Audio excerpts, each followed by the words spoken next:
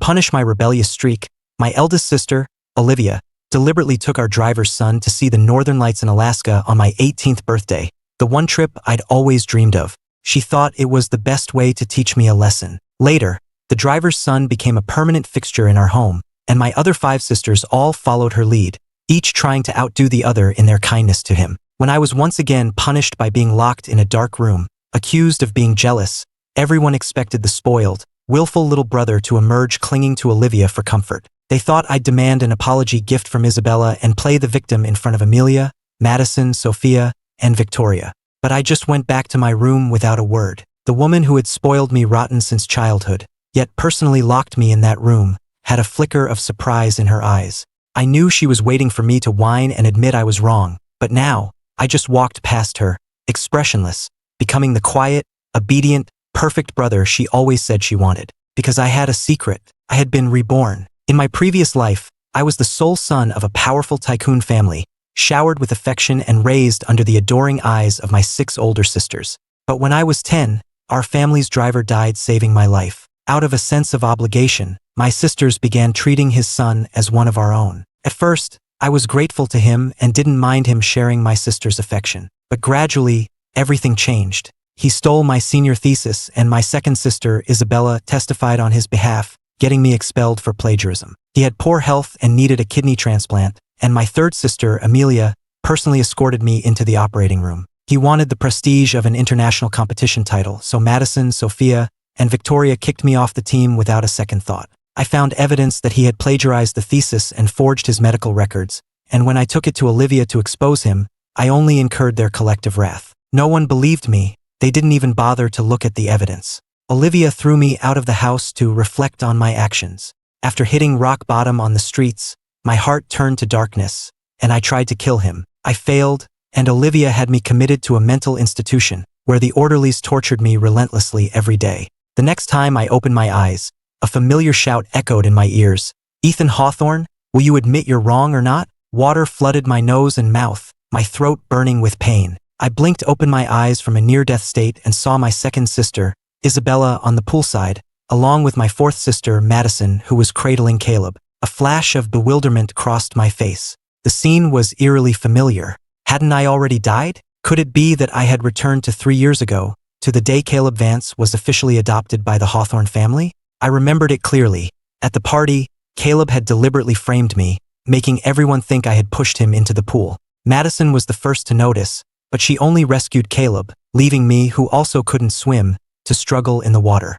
Isabella had even demanded to know if I would admit my mistake, strongly implying she wouldn't save me until I did. Back then, I had struggled desperately and begged for my life, only being pulled out at the brink of death. As the memories flooded back, this time, I gave up the struggle and let myself sink to the bottom of the pool. How ridiculous. Their actual brother, was worth less than an outsider. My second sister, Isabella, had been focused entirely on Caleb, only turning to look at the pool when she could no longer hear the sound of my splashing. When she saw I had sunk to the bottom, her face instantly turned deathly pale. "Ethan!" The next second, with a splash, Isabella dove into the water without a moment's hesitation. Caleb, seeing me sink, had a flicker of delight in his eyes, but he feigned weakness and tugged on Madison's sleeve. "Maddie, I have to go save Ethan too. He fell in because of me." Madison was already worried, and hearing this, she quickly comforted him. "Don't be ridiculous. Isabella is enough. Ethan is just reaping what he sowed. He won't die." As she spoke, Madison glanced toward the pool, her expression complicated. Underwater, I watched Isabella swim toward me, her face etched with worry. A sneer formed on my lips as I turned and swam to the surface on my own. In my past life, after this drowning incident, Isabella had forced me to take swimming lessons from Caleb. Although I was left with a deep psychological scar, I overcame my fear and learned, all to make her happy. But in the end, Isabella only praised Caleb for being brave.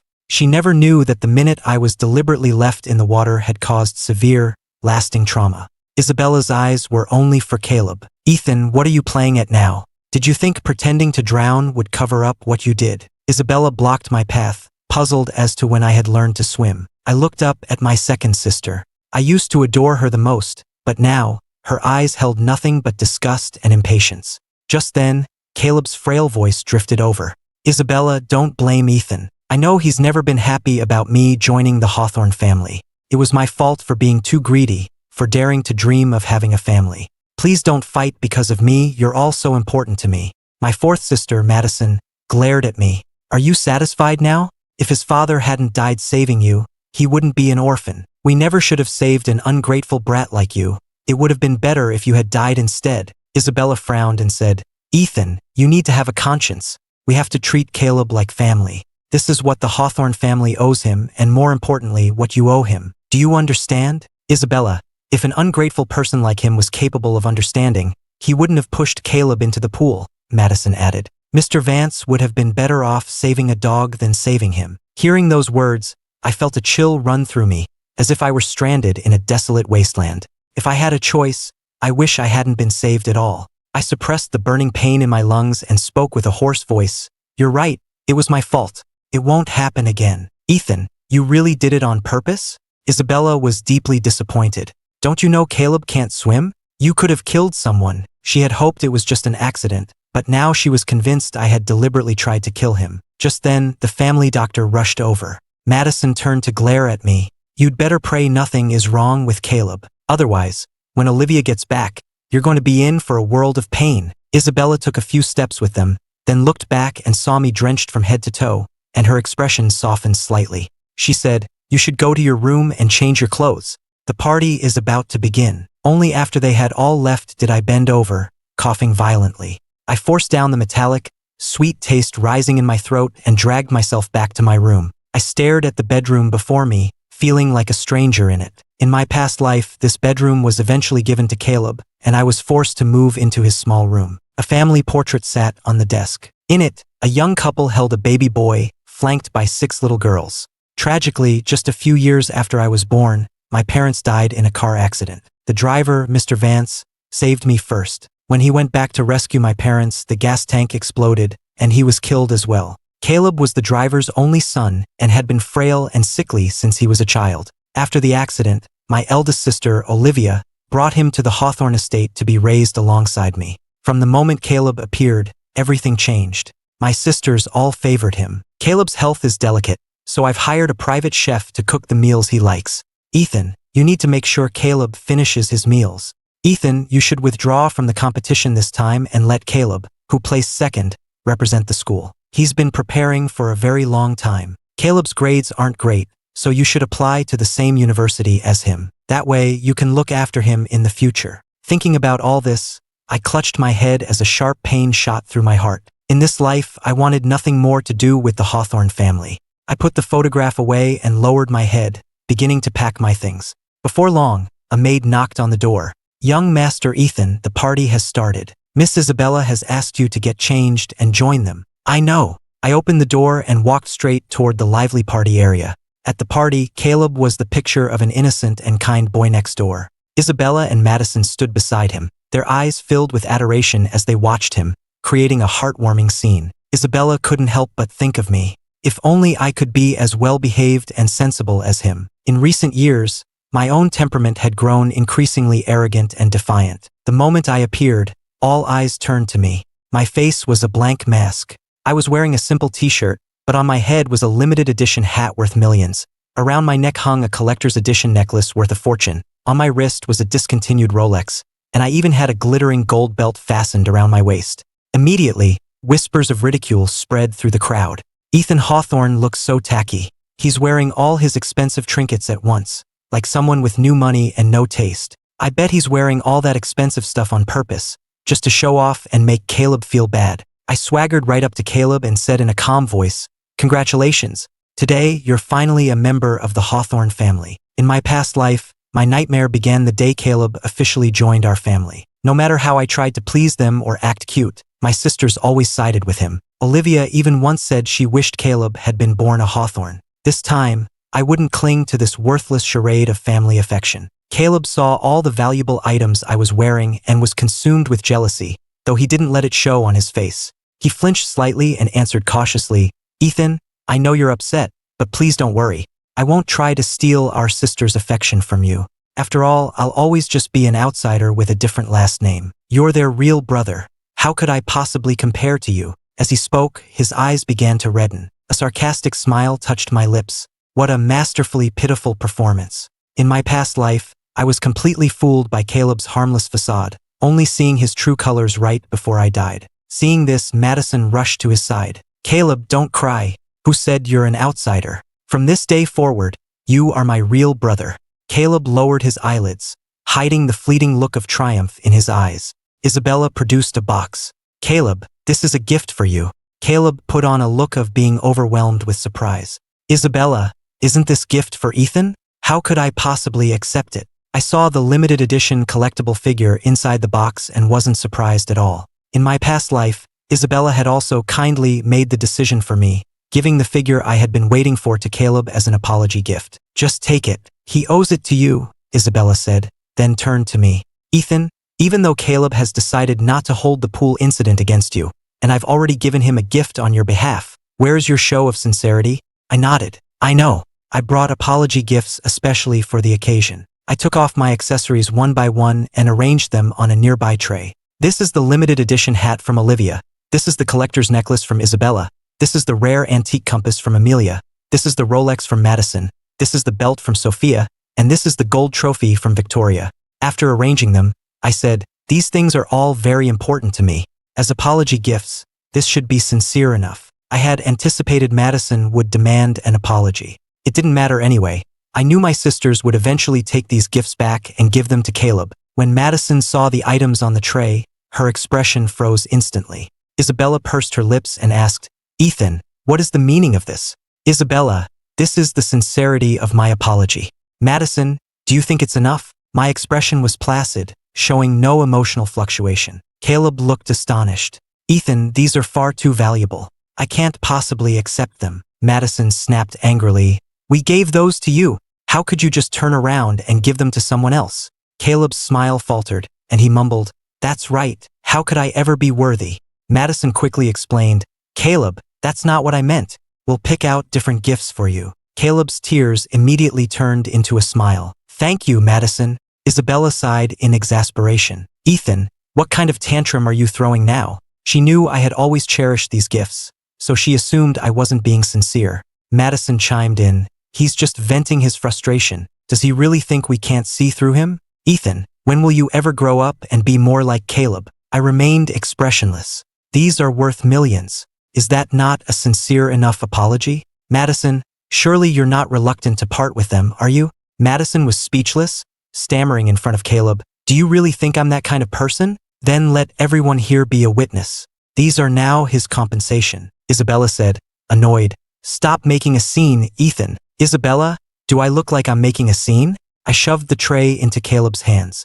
They're all yours now, I declared, including my 6 sisters. I'm giving them all to you. Caleb's expression was awkward as he held the tray, his palms burning. I didn't wait for him to speak. I just turned and walked away. Ethan Hawthorne, you get back here, a voice shouted, but I didn't look back. Isabella frowned. Ethan is getting more and more out of line. The necklace she had given me held special meaning, and she felt a pang of discomfort. Madison was extremely frustrated. I agree. I think he's doing this deliberately to provoke us. Caleb held the tray and said meekly, Isabella, Madison, I feel like I've done something wrong again. I can't take the things Ethan treasures so much. What should I do? Madison's face was stern. Since they're apology gifts, you just keep them. I bet he'll come to regret this in less than 3 days. She was looking forward to seeing me regret my actions so she could lecture me about it. I went back to my room alone and lay down, my mind racing. I had to figure out how to leave the Hawthorne estate, earn my own money, and live independently. In my past life, my grades after the SATs were good enough for a top-tier university, but because of one comment from Madison, I ended up applying to the same second-rate college as Caleb. At college, I was like his personal caretaker, taking the blame for all his mistakes. If I didn't do as I was told, my bank account would be frozen. As the young master of the Hawthorne family, I lived a life worse than a student on financial aid. In the end, Caleb stole my thesis and I was framed for plagiarism and expelled. This time, I would absolutely not repeat the same mistakes. I was going to get into a top university. I planned to cover my tuition and living expenses by winning prize money from gaming tournaments. With the gaming skills I had from my past life, it should be possible. After the party ended, Isabella came to the second floor and knocked on my bedroom door. There was no response, and the door was locked from the inside. Just then, someone called out, Isabella, I think Caleb has a fever. You should come take a look. Isabella pulled her hand back from the door. Downstairs, she saw Caleb's flushed face and immediately said, I'll get the car. We're going to the hospital right now. Then, she and Madison took Caleb to the hospital. Meanwhile, in my bedroom on the second floor, I lay in bed, my own face flushed and beaded with sweat, trapped in nightmares all night long. The next day, my phone buzzed incessantly with notifications. I opened it to find a flood of hateful messages. News of me supposedly pushing Caleb into the pool last night had spread like wildfire on the school's online forum. Caleb was popular at school, and his fans were righteously indignant, all coming to attack me. My head was throbbing, so I jumped right into the fray, firing back with harsh words. The thread exploded with thousands of replies in an instant. The forum moderators thought the site had been hacked. After I was done, I tossed my phone aside and lay back down. I didn't have to please the Hawthorns anymore. I didn't care about my reputation, and I refused to live a life of frustration. A short while later, a maid knocked. Young Master Ethan, it's time to get up for school, or you'll be late. It was only then that I snapped out of it, splashing my face with cold water to wake myself up. As I came downstairs with my backpack, Isabella and Madison were just walking in from outside. Seeing my face was a bit flushed. Isabella habitually reached out to feel my forehead for a fever. I took a step back, dodging her hand. Isabella's hand froze in midair, and she awkwardly lowered it. Madison scoffed. I told you he's an ungrateful brat. He's strong as an ox, not like Caleb who's been frail since childhood. Caleb caught a cold and got a fever just from falling in the water last night. Ethan would never get sick. Isabella didn't say anything. She walked to the dining table and said, Caleb is sick.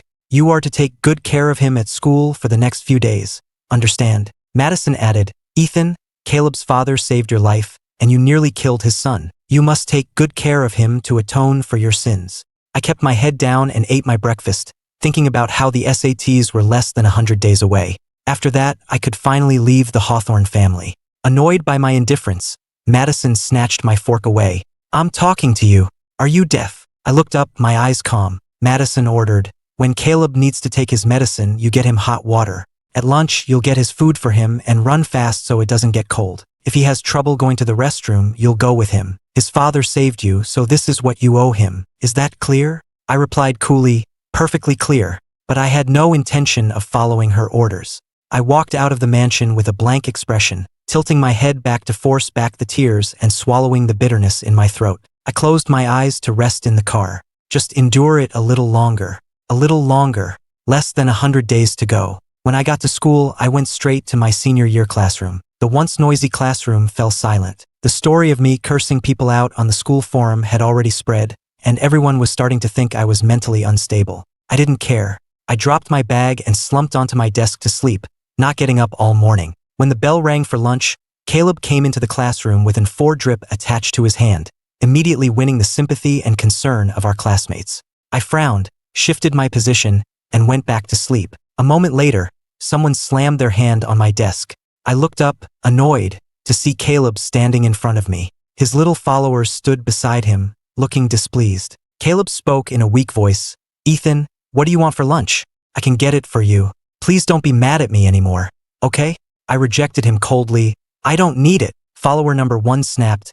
Ethan Hawthorne, don't be so ungrateful. Caleb is still sick himself. Yeah, Ethan, you should be the one taking care of Caleb. It's your fault he's sick in the first place. Caleb coughed weakly a couple of times. You guys don't be like that. I can take care of myself. I've always been alone, so please stop. You'll just make him angrier. Caleb, you're just too kind. That's why you get bullied. I was getting impatient and stood up to leave the classroom. Just as I stepped out, Caleb suddenly rushed toward me. The 4 stand he was leaning on toppled over, and he fell right onto the shattered bottle. What a perfect coincidence. The classroom erupted into chaos. The noise made my head ache, and just as I was about to speak, my vision went black, and I passed out. When I woke up, the smell of antiseptic filled my nostrils. I was in the school nurse's office. The school nurse said, a fever of 102.2, and you waited this long to come in. Were you trying to see if a human body could cook itself? I turned my head and saw the new school nurse,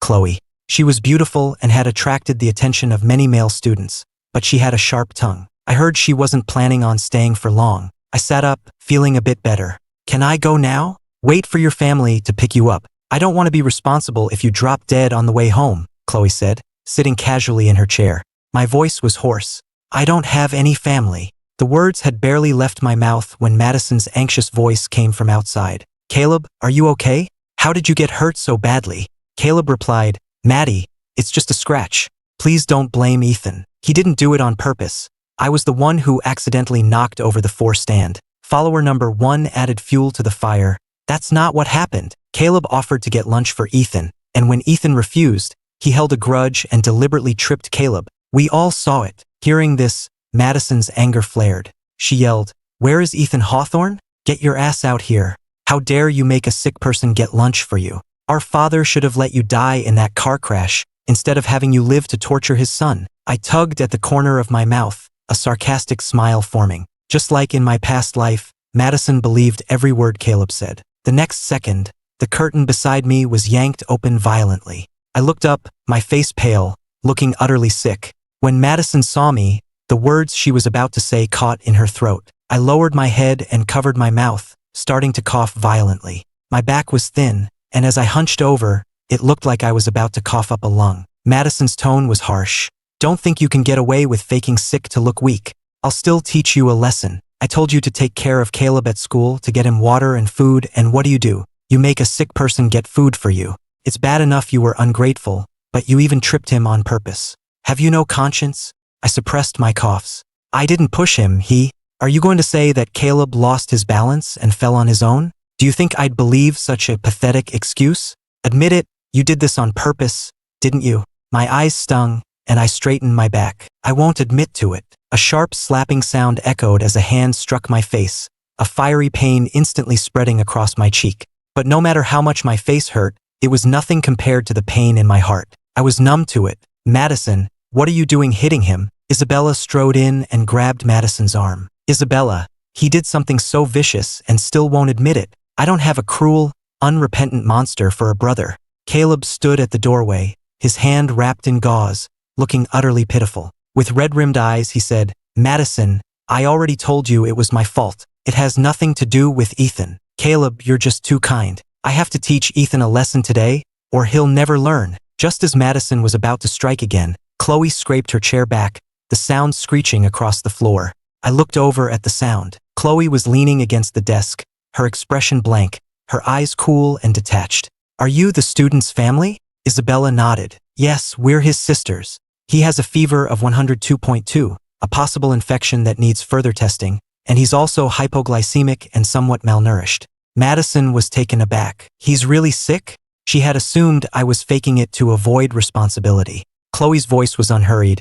In that case, you should probably get your eyes checked if you couldn't see something so obvious. Madison was speechless for a moment. What's that supposed to mean? Chloe frowned, her voice cold. It means what it says. Even if he's just your family's foster brother, since you took him in, you have a responsibility to care for him. When I heard the words foster brother, a hint of mockery appeared in my eyes. Isabella quickly explained, he's my biological brother, not adopted. Chloe raised an eyebrow. You'd need a magnifying glass to tell. If you hadn't identified yourselves as his family, I was about to call the police. Madison saw my swollen face and said defensively, what do you know? I was teaching him a lesson. Isabella was silent. She had also assumed I was perfectly healthy and wouldn't get sick from a simple fall into the water like Caleb. Madison looked at Chloe with disdain. You don't know him. Ethan has a habit of faking sickness to avoid responsibility. This time, he even deliberately hurt Caleb. Caleb's father died saving him, and sometimes I really want to cut his heart open just to see if it's black. My throat was burning,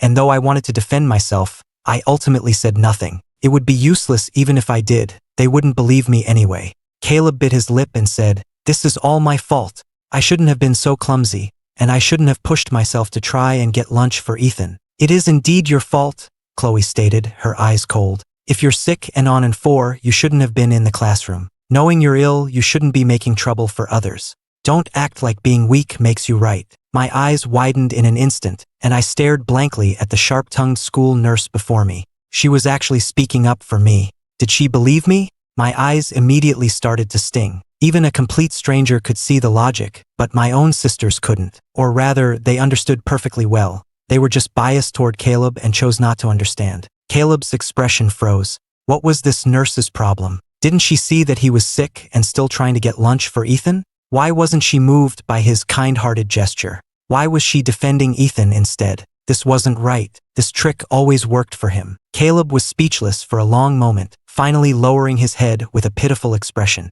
Madison stepped forward to defend Caleb. Caleb came to class even though he's sick because the SATs are less than 100 days away, and he can't afford to fall behind. He was just trying to be nice and smooth things over with Ethan, but some people are just ungrateful. I found it incredibly ironic. This morning, Madison had ordered me to wait on Caleb's hand and foot at school. Wouldn't doing all that interfere with my studies? So she did know the SATs were less than 100 days away. It was just that my exams were less important than Caleb's. Isabella spoke up. Madison, take Caleb home to rest and recover.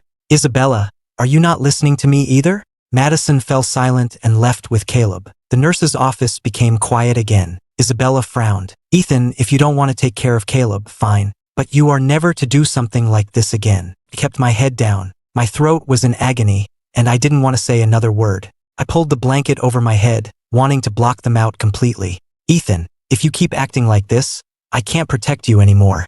Isabella was getting annoyed now and reached out to pull the blanket off. You need to explain yourself. We are going to talk about this today. Caleb cannot continue to be hurt like this. Chloe placed a hand on Isabella's arm, her gaze cool. He can't leave until this 4-drip is finished. The family can wait outside. Chloe's gaze was proud and cold, carrying an authority that was impossible to refuse.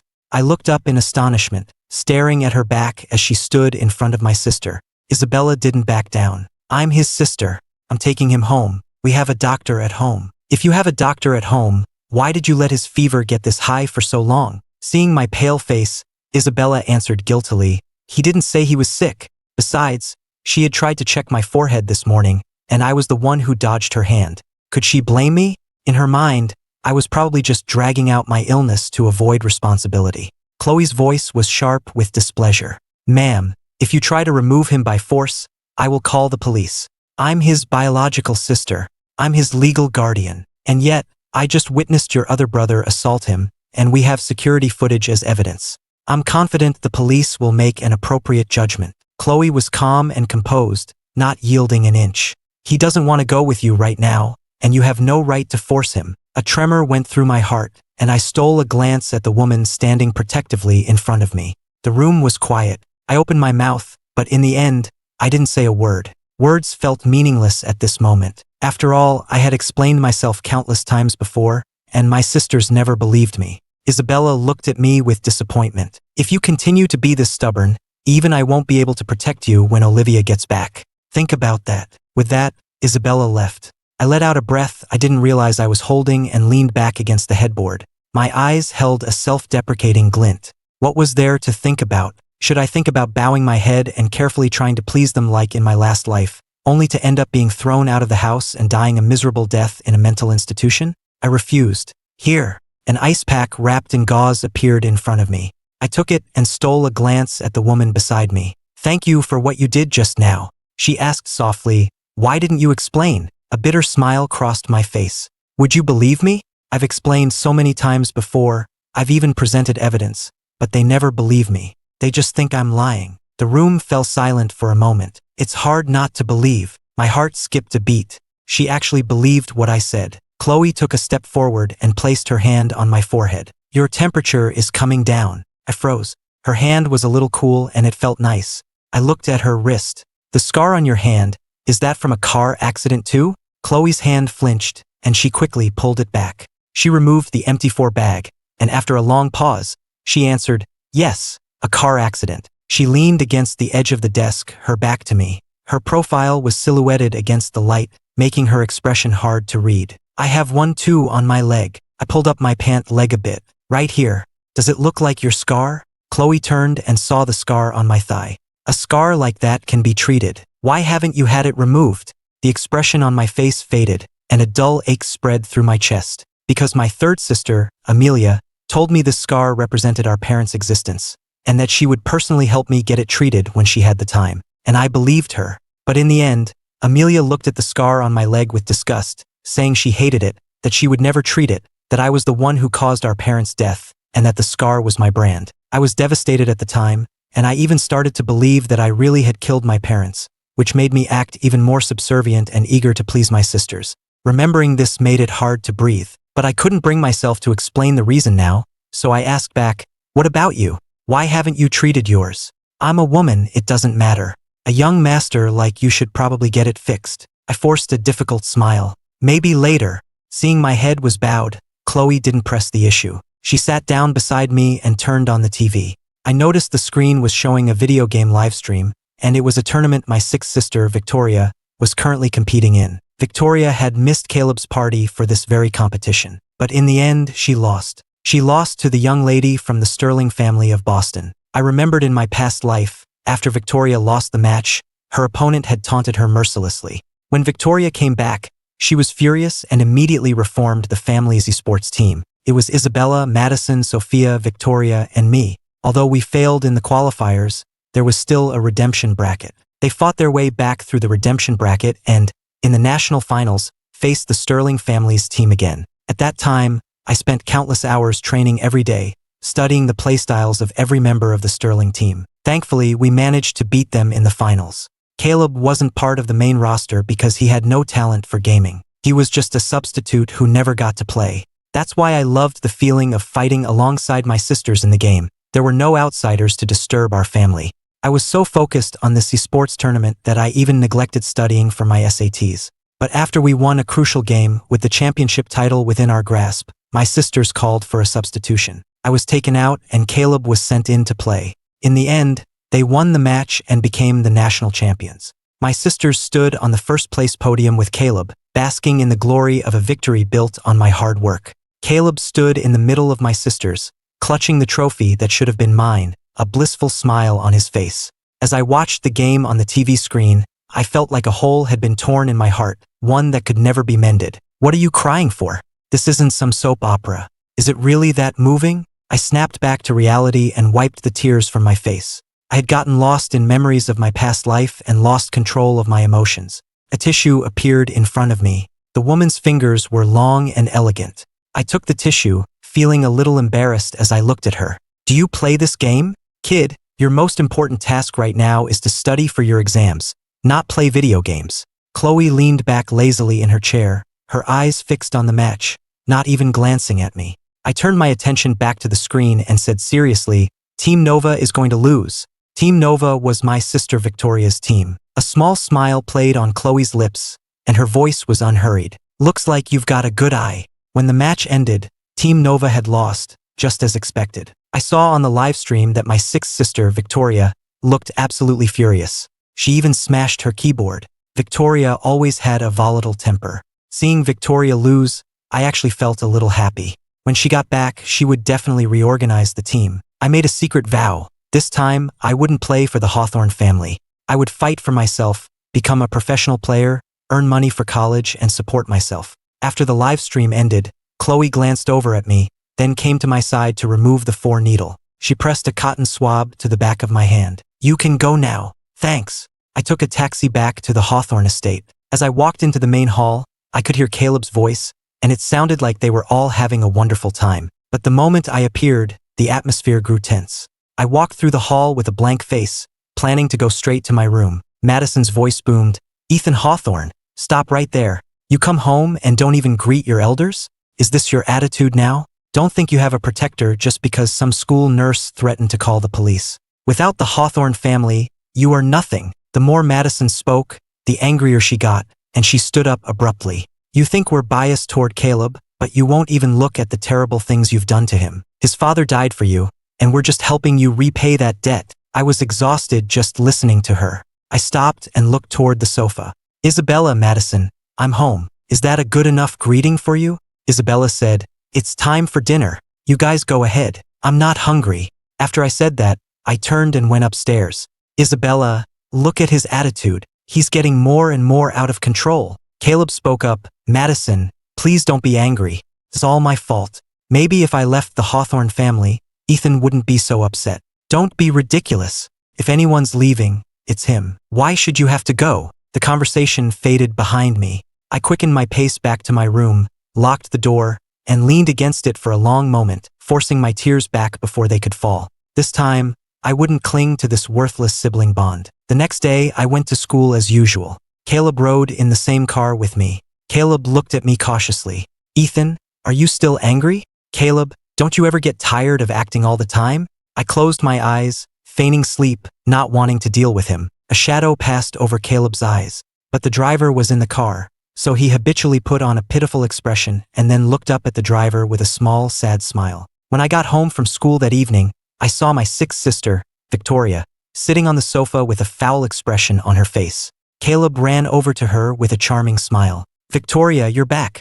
I've missed you so much. Victoria had been in a bad mood, but after Caleb flattered her for a bit, her expression softened. I glanced at their interaction and turned to go upstairs. Victoria looked up and called out, Madison said you've become more and more disobedient, and I didn't believe her at first, but now you won't even call me by my name. I sighed, exasperated. Here we go again. Not wanting to waste any more time, I turned around and obediently greeted her. Victoria, that's more like it. By the way, I'm back to rebuild the sports team. Isabella and Madison have already agreed. You're joining too. My hand tightened on my backpack strap. There it was. In my past life, Victoria had said the exact same thing. This time, I would absolutely not make the same mistake again. My gaze was firm. Victoria, I want to focus completely on studying for my exams. I don't want to play games. I directly refused Victoria's proposal. No, to be precise, it was an order. Victoria's words weren't a discussion. They were a notification. Ethan, did I hear you correctly? You're actually refusing my invitation. Victoria's expression turned sour. After all, for years, I had been completely obedient to her, never once defying her wishes. I answered, neither servile nor arrogant. If it's an invitation, then I'm allowed to refuse. I looked at Victoria directly, watching as her expression soured, clearly feeling embarrassed and put on the spot. But none of that had anything to do with me anymore. Victoria said angrily, Ethan, you'd better think carefully before you answer. Don't throw a tantrum, or you'll come crying and begging me for a chance when I refuse to give you one. She had heard from Madison about what had happened over the past few days. I had even, in a fit of pique, used the gold trophy she gave me as an apology gift to Caleb. That trophy was from the year she won her first championship as a pro player. It was incredibly meaningful to her. How dare I just give it away? Caleb gently tugged on Victoria's sleeve. Victoria, please don't be angry. Joining your team is a dream come true for me. I'm sure Ethan will come around and agree eventually. It would have been better if Caleb had said nothing. His words instantly stoked the fire of Victoria's anger. She felt I was being ungrateful and audacious for daring to refuse her. Victoria stared at me menacingly. You only get one chance. Decide right now. Are you joining our family's team or not? I suddenly found the situation a little amusing. So, Victoria was just a paper tiger, easily manipulated by Caleb. Caleb feigned concern. Ethan, you should just agree quickly. Don't make Victoria angry. I looked over at him. Caleb, since it's your dream to join the team, I'll give my spot to you. After saying that, I went back to my room. I took out my backpack and started on my homework. I was rusty on a lot of the material. I worked until a maid knocked on the door. Young Master Ethan, it's time for dinner. Just bring it up to me. But Miss Isabella and the others are waiting for you in the dining room. That was her way of saying I wasn't allowed to eat in my room alone. I gripped my pen tightly. Realizing I was still under the Hawthorns' control, I knew I had to play along for now. I got up and went to the dining room. Isabella, Madison, Victoria, and Caleb were sitting at the dining table. Because the Hawthorn family was so large, we used a long banquet table. I went straight to the seat at the farthest corner and silently began to eat. The atmosphere in the dining room was a bit heavy. But soon, the sound of Caleb's charming laughter broke the tension and lightened the mood. Victoria glanced at me and said pointedly, Caleb, after dinner, we'll personally teach you how to play. You're so smart, I'm sure you'll learn quickly. You won't be any worse than certain other people. A flash of delight appeared in Caleb's eyes. Victoria, I'll work hard. I definitely won't hold you back. I heard their words but remained completely unfazed. It was fine if Caleb joined. When they failed in the redemption bracket, Victoria would lose her chance to compete for good. I kept my head down and ate, not once looking at the happy group on the other side of the table, nor did I pout or throw a tantrum like I used to, because now I simply didn't care anymore. I calmly finished my meal, stood up, and looked over at them. I'm done. Enjoy your meal. If I didn't say anything, I'd probably get another lecture. Isabella looked up, surprised not to see me acting jealous or throwing a fit, but instead appearing much colder.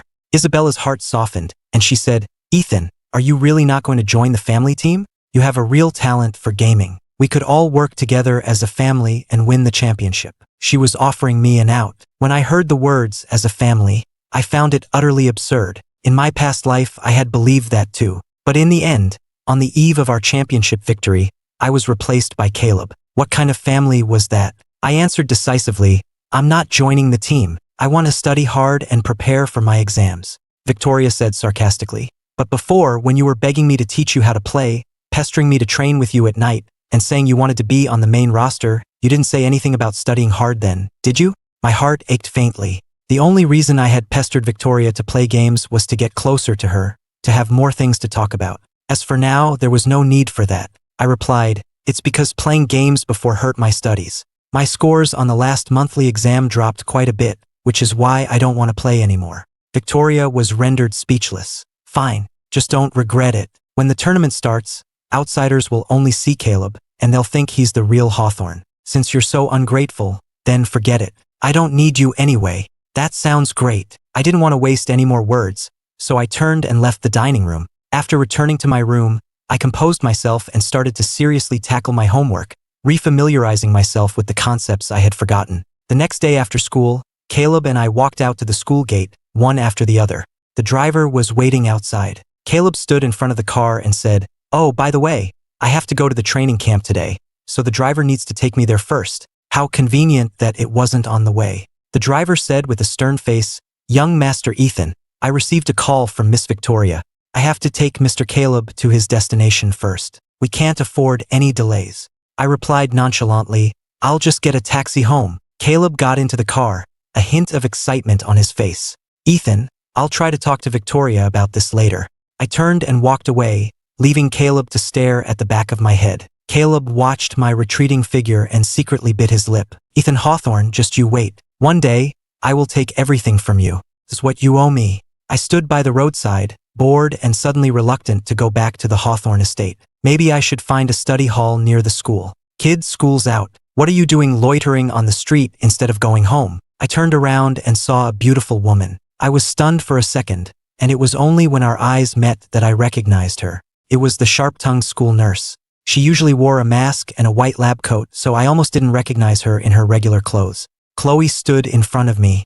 "I asked you a question. I don't want to go back right now. I was thinking of finding a study hall to do my homework. Follow me." I watched her back for a moment, hesitated, then followed her. I followed her to the school's nurse's office. Standing at the door, I asked, "What are we doing here?" "I'm all better now." Chloe tapped the desk. "It's quieter and safer here than a public study hall." I thought about it and realized she had a point. I put down my backpack. "Then I'll be imposing." I took out my textbooks and materials and began to seriously work on my assignments. Chloe glanced at me, then went into the outer consultation room, closing the door behind her. By the time I looked up again, I realized it was already getting late. I saw a nameplate on the desk with the sharp-tongued nurse's photo on it. So her name was Chloe. "Have you stared long enough?" I was caught red-handed and blushed as I put the nameplate back. I wasn't snooping, I just happened to see it. "Is your homework done?" "There are a few problems I couldn't solve. I'll ask the teacher tomorrow." Chloe walked over to me and pulled my notebook away. "You can't even solve something this simple." I felt a little discouraged and looked down at my textbook. I wasn't serious about my studies before. I let other things distract me. "Listen up, I'm only going to explain this once." Chloe took a pen and began writing on a piece of scratch paper, explaining the problem as she solved it. I looked at the woman in front of me, a complex mix of emotions welling up inside. Because of Caleb, I had no friends, and even the teachers didn't particularly like me. No one had ever voluntarily explained a problem to me before. Chloe's expression was detached. "With an attention span like yours, do you spend all of class daydreaming?" I quickly snapped back to focus and said quietly, "I'm sorry, I'll pay attention." Seeing my obedient demeanor, Chloe patiently continued her explanation. "Is your brain a straight line? Can't you think laterally? This uses the same method as the last problem. This question has such a simple misdirection, and you couldn't see it? Are your eyes just for decoration? Have you ever had your IQ tested to see if it's below average?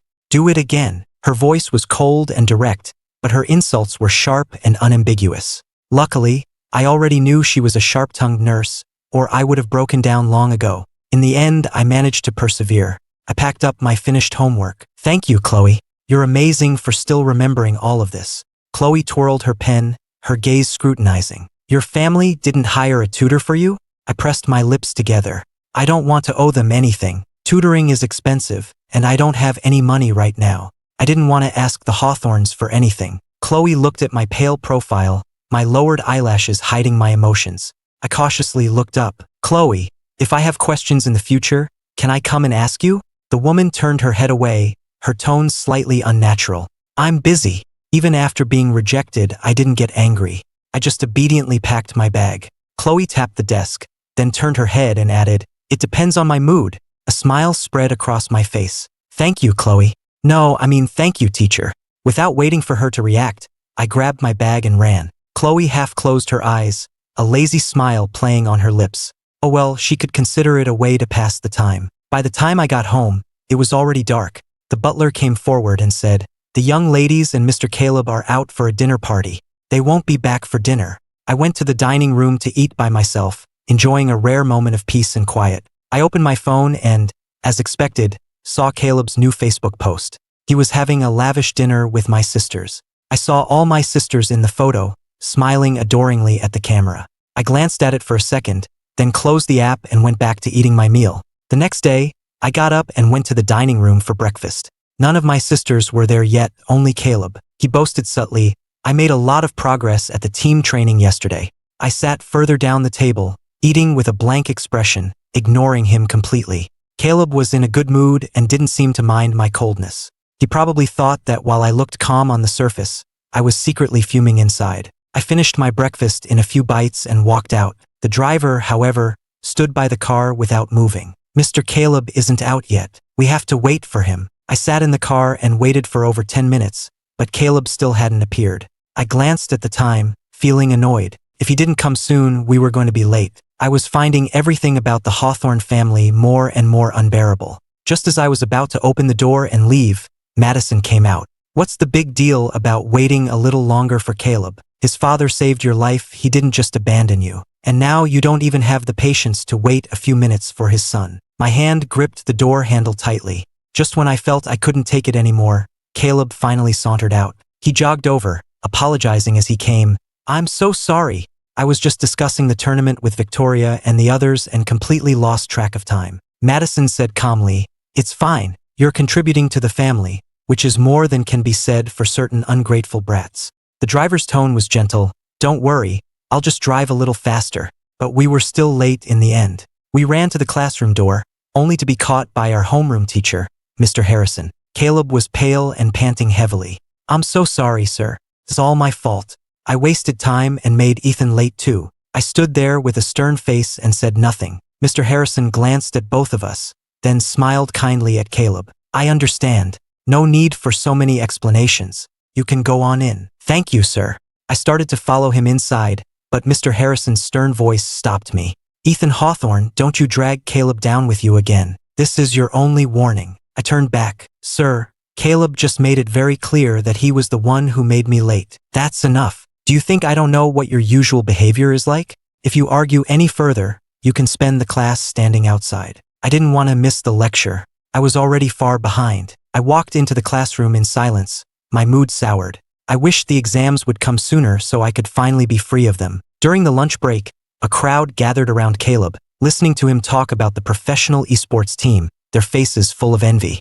One of his followers looked at me and said, Someone was probably jealous of Caleb and deliberately made them late. A smile played on Caleb's face, and he offered no further explanation. I put my head on my desk to rest, ignoring the whole group. After school, Caleb shot me a look of feigned superiority. I silently packed my books and walked out of the classroom with my backpack. Caleb watched my retreating back with a triumphant smirk. He turned to his followers and said, Today's homework, same as usual. Do it for me, and don't let the teacher find out. Don't worry, you go chase your dream at the training camp. We'll definitely cover for you. Thanks, guys. I'll make it worth your while. Caleb left in high spirits. This time, he was determined to crush me under his heel. He would be the most worthy brother of the Hawthorne family. I walked straight to the nurse's office with my backpack. Chloe was sitting in her chair, her elegant face holding a hint of playful mockery. What's up? Hey, I'm here to do my homework. Please take me in. I walked in like I owned the place, just hoping she wouldn't kick me out. Chloe seemed surprised by how comfortable I was. She probably thought I was too timid and cowardly to come back. But when I asked Chloe a question, I still got scolded. Is your brain a sieve? Does everything I pour in just leak right out? Don't ask me simple questions in the future. Figure them out yourself. I didn't argue back, just obediently took notes on everything. The room was quiet. Then, my stomach rumbled loudly. My face turned bright red. Chloe glanced at the time and ordered some takeout. Let's eat first. I sat across from her and saw the scar revealed on her wrist. I couldn't help but ask, when did you have your car accident? Was it serious? Chloe silently opened the takeout containers and placed them on the table. She looked at me, her eyes hazy. She said, many years ago. Me too. My parents also died in that car accident, leaving me and my sisters to fend for ourselves. I thought about how much I used to rely on my sisters, and a self-mocking glint appeared in my eyes. After our parents died, we went through some hard times together, and back then, our relationship was very strong. But ever since Caleb showed up, everything changed. Chloe's hand tightened around her chopsticks. So what are your plans now? I plan to get into Stanford, leave the city, and start a new life. You talk big. With your current grades, you have almost no chance of getting into Stanford. There's still plenty of time left. I'll work hard. Chloe's gaze rested on me for a moment before she looked down, her voice cool. Just don't ask such simple questions in the future. I smiled. That meant I could keep asking her questions. For the next several days, I spent every afternoon in the nurse's office after school, not leaving until I had finished all my homework. Meanwhile, Caleb, busy with his gaming practice, started becoming inattentive in class during the day, even falling asleep. Of course, as a teacher's favorite, he just claimed he wasn't feeling well, and the teachers let it slide. I saw Caleb showing off photos from the training camp on his Facebook and posting videos of himself playing alongside my sisters in the game. Their in-game names all followed a matching theme. The names were the same as in my past life, only this time I wasn't a part of it. Not focusing on your homework, and you're thinking about games already? Chloe walked up beside me and saw the game video on my phone. I shook my head. No, I was just browsing. The most important thing for me right now is studying. The monthly exams are next week. If you can get into the top 100 in the grade, I'll allow you to play games. I looked up and smiled. In that case, will you play with me, teacher? I knew Chloe played this game too. Chloe lowered her gaze, her profile as beautiful as ever. She said, I haven't played in a long time. We'll talk after you make the top 100. You have a deal. I watched Chloe's retreating back. I had to get into the top 100. Chloe acted like she was a pro, and I suddenly found myself looking forward to it. I went home after finishing my homework, but when I walked into the hall, I saw my second sister, Isabella, sitting on the sofa. My heart skipped a beat. Why was she back so early? Weren't my sisters supposed to be at the training camp these past few days, usually coming home very late? Isabella looked up, her tone serious. Where have you been? Why are you back so late? My heart was in my throat. She couldn't find out I was doing homework in the nurse's office. I didn't want to lose the one place where I felt a sliver of comfort. I looked down at the floor. I went to a public study hall. There are more people there, so it's a better atmosphere for studying. Give me your backpack. I handed it to her. I watched as Isabella opened my notebooks and saw the densely packed notes and my error correction log. After looking through them, she had a suspicious expression. The butler had reported to her that I hadn't been coming home on time for the past few days, and he didn't know where I was going. She hadn't expected me to actually be studying. Isabella put the backpack down. Ethan, we need to talk. Isabella, what do you want to talk about? Isabella looked at the quiet boy in front of her and suddenly felt that I had changed a lot, though she couldn't quite put her finger on what was different. In the past, I would have been crying pitifully, maybe even tattling. But now I said nothing. She felt like I was becoming more and more uncontrollable. Isabella said, Caleb has been improving very quickly recently. If you trained with him, you would definitely improve too. You have a lot of talent. You could just spend a little time at the training camp without it affecting your studies. Wouldn't it be nice for us to be a complete family? Olivia would be so happy to see us getting along when she gets back. My eyes filled with scorn. I don't want to join the team. Caleb is a member of our family, and so are you. We should advance and retreat together, not have you ostracizing him like this. After all, his father saved your life. Isabella just didn't understand. She had given me so many chances, so why couldn't I just take them? The only reason they were so good to Caleb was to repay the debt on my behalf. The hall was silent, and the stagnant air felt so heavy I could barely breathe. I clenched my fists, unable to hold it in any longer. I spoke sarcastically, Isabella, would you only be satisfied if I gave my life to Caleb as repayment? Isabella shouted. Ethan Hawthorne, listen to yourself. Are we asking for your life? We're doing all this so you and Caleb can get along. Is that simple thing too much to ask? How long are you going to keep throwing this tantrum? Hearing Isabella's words, all the pent-up questions I had wanted to ask just vanished into thin air, felt pointless. I silently gathered my textbooks from the coffee table. Isabella, if there's nothing else, I'm going back to my room. Unable to do anything about me, Isabella angrily grabbed her keys from the table and stormed out of the house, slamming the door behind her. Watching the car drive away, I figured she was heading to the training camp. After taking a shower, I reviewed my error correction log one more time. I had to work hard to get out of here. I accidentally stayed up all night studying. In a hurry, I packed my bag, ran downstairs to grab a sandwich from the kitchen, and rushed out the door. Isabella was the first one downstairs. She watched my retreating figure and asked the butler, "Why is Ethan up so early? Has he been taking his own car to school these past few days?" The butler quickly replied, "Young Master Ethan hasn't been riding with the driver. On Monday, Mr. Caleb was delayed discussing matters with you all, which made them late. The young master has been upset about it and hasn't taken the car since." Isabella's expression grew complicated. Just then, Victoria came downstairs, yawning. "Isabella, Ethan is just putting on a show for you to make you feel sorry for him. If you give in this time, he'll only get worse in the future." In the end, Isabella didn't say anything more. She also felt it was time I learned a hard lesson. On the second floor, Caleb overheard their conversation, a smile glinting in his eyes, and then he cheerfully skipped down the stairs. "Isabella, Madison, Victoria, good morning. Let's have breakfast together." Seeing Caleb's bright and cheerful demeanor, Isabella's mood improved considerably.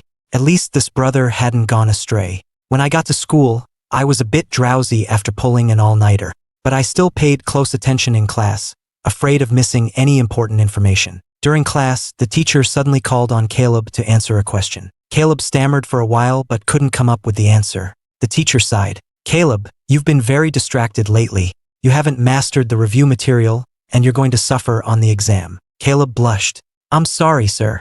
It won't happen again." Seeing this, one of his followers quickly spoke up. "Sir, Ethan has been studying really hard lately. I'm sure he knows the answer." Now all eyes were on me, most of them waiting to see me make a fool of myself. After all, my grades were usually worse than Caleb's, so it was unlikely I could answer it either. But amidst the gloating expressions of my classmates, I stood up and answered the question clearly and correctly.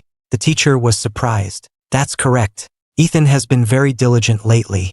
Everyone should learn from his example." Caleb shot me a secret, hateful glare. Being praised put me in a much better mood. After school, I didn't go to the nurse's office this time. I went straight back to the Hawthorne estate. I was afraid Isabella would get suspicious, so I had to be more careful. Sure enough, when I got back, the butler kept staring at me, which made me very uncomfortable.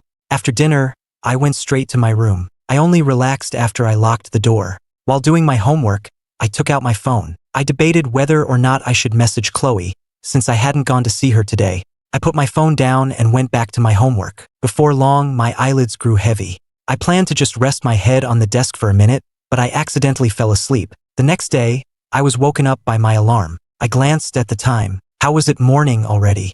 I gathered my homework and rushed downstairs to get to school. At lunchtime, after a moment of hesitation, I headed to the nurse's office. But Chloe wasn't there. I mustered up my courage and asked the nurse on duty, "Where's Chloe?" "She went out for lunch." I nodded. I decided to come back and look for her after school. When I went to the nurse's office again after school, Chloe still wasn't there. It was the same nurse from earlier. The nurse looked at me and said, "Young man, I'm on duty today. You should focus on your studies and not think about these other things.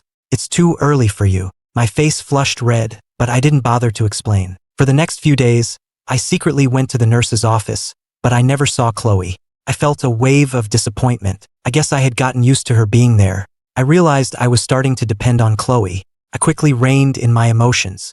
I absolutely could not rely on anyone else. In this life, I had to rely on myself. I calmed myself down and threw all my energy into preparing for the upcoming monthly exam. Couldn't lose. After the exam, I felt I had done pretty well. I should be able to make it into the top 100. However, everyone else was complaining that the test had been difficult. I took out my phone and opened my iMessage chat with Chloe, but in the end, I didn't know what to send. It felt like we weren't that close, and I was terrible at navigating relationships. I irritably shut off my phone. I packed my bag, feeling much better. When I got home, the living room was bustling with activity. All my sisters were back. Surprisingly, they hadn't gone to the training camp. The moment I appeared, the room fell quiet, as if I were the unwelcome guest who had interrupted the happy family moment between my sisters and Caleb. I stopped and said in a polite, distant tone, "Isabella, Madison, Victoria, I'm home." I knew that if I didn't greet them, they would probably accuse me of being rude and sulking again. I didn't have the energy to waste time arguing with them. Victoria raised an eyebrow at me.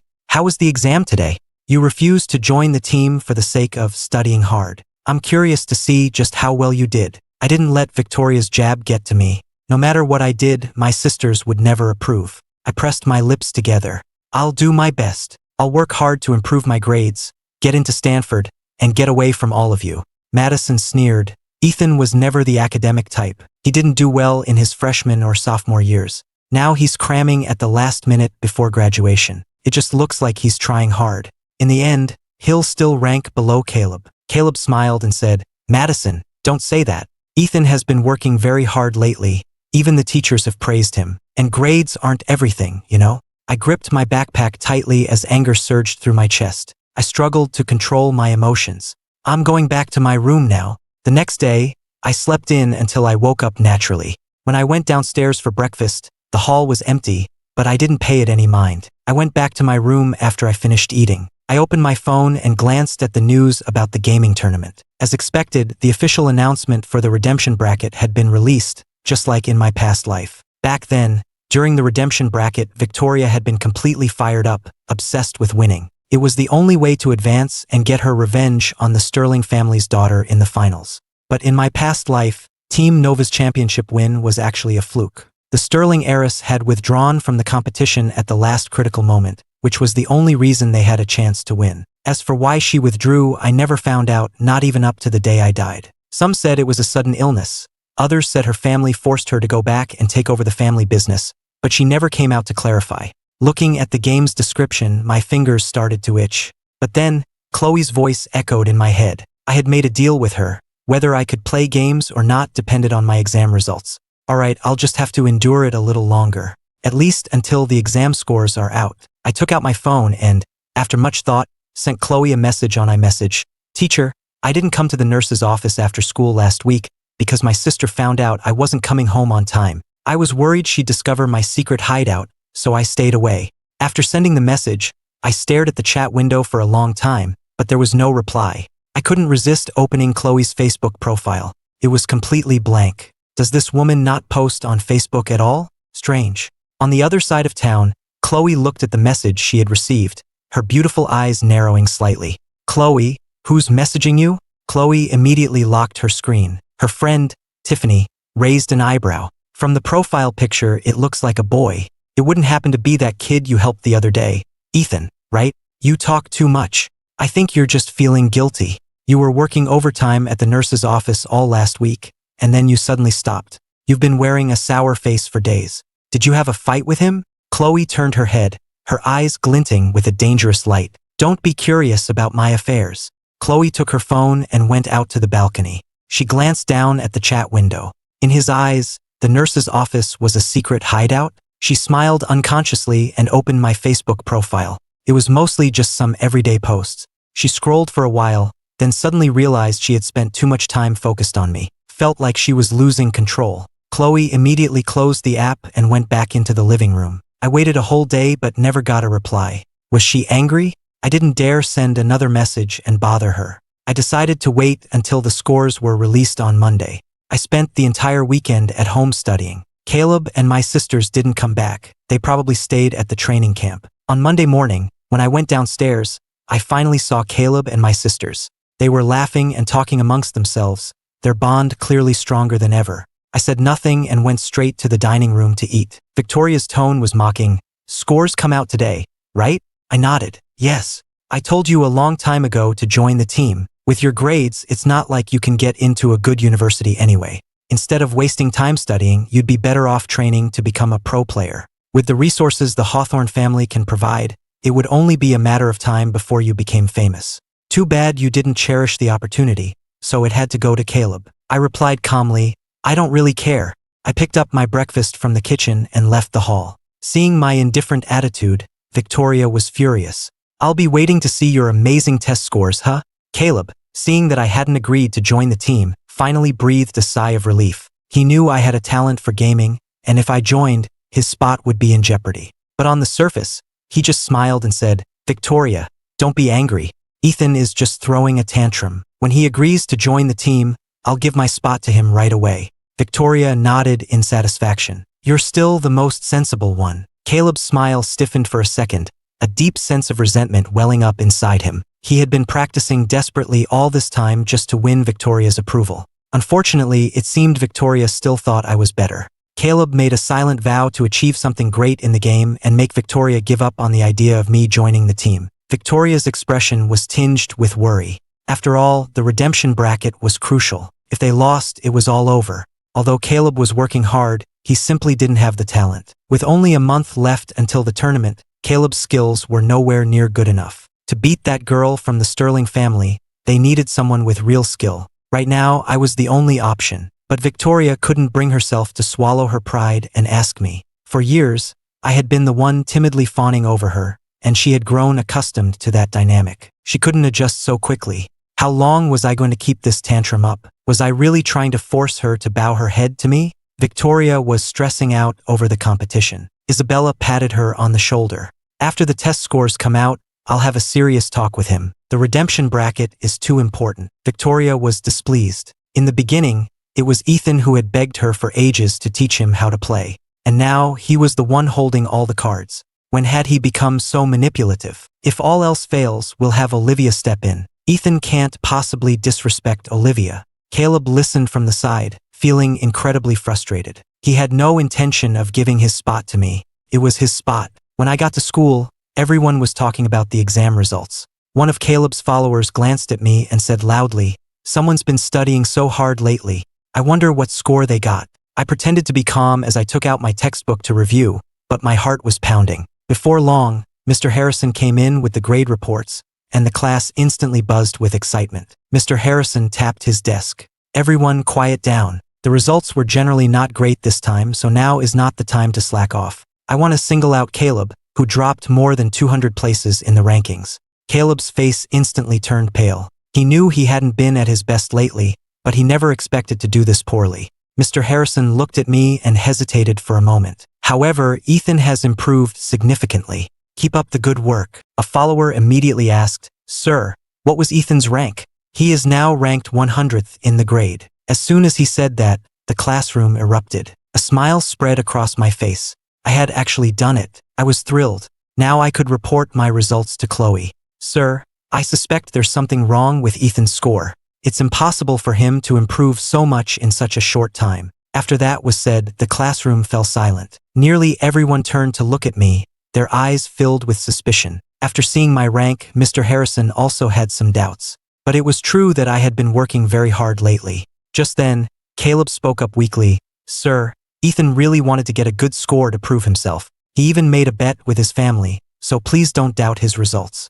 This score is really important to him. I'm begging you." His words were beautifully crafted, but I just sneered. His manipulative skills were truly top tier. No wonder I had fallen into his trap in my past life. Sure enough, after hearing that, Mr. Harrison immediately suspected that I had cheated to win the bet. Caleb's follower added fuel to the fire. "Sir, you can't cover for a cheater. Caleb and I have been busy preparing for our family's team competition, and even his scores dropped this much. There's no way Ethan could have improved so dramatically." Follower number 2 quickly added, "Yeah, sir, for the sake of fairness, I think Ethan's score should be nullified." Caleb saw Mr. Harrison hesitate and knew he had believed his words. He knew he had won again. "How dare you try to surpass me? Don't you know the consequences? Ethan Hawthorne, aren't you going to say something to explain yourself?" I felt Mr. Harrison's suspicious gaze on me and said coolly, "I didn't cheat." Caleb quickly interjected, "Sir, I told you he wouldn't cheat. Please don't doubt him. If you nullify his score, it might seem fair to everyone else, but it would really hurt him." Mr. Harrison thought for a moment and said, "Ethan's rank will be temporarily voided until I can investigate this matter thoroughly. If it is confirmed that he cheated, he will face the appropriate punishment." After Mr. Harrison left, the classroom grew noisy again. One of the followers sneered, "I knew there was no way someone could improve that much. So he cheated. A triumphant look appeared in Caleb's eyes. He immediately took out his phone to deliver the good news to Victoria. Victoria, what should we do? Ethan cheated on the exam just to win his bet with you. Now he's going to be disciplined for it. I'm so worried about him. I just opened my book and started studying. I didn't care at all whether my rank was cancelled. Caleb could only influence our homeroom teacher. He couldn't change my SAT scores. But I still felt a pang of disappointment. After all, I had a deal with Chloe that we would play games together if I got into the top 100. But I hadn't been to the nurse's office recently, and Chloe hadn't replied to my last message. I felt a knot in my stomach. I thought I had finally made a friend, but maybe I was just overthinking things. After the morning classes ended, I heard excited shouts from the boys outside the classroom. I looked up and saw that Victoria had arrived. What was she doing here? Caleb, your sister is so beautiful.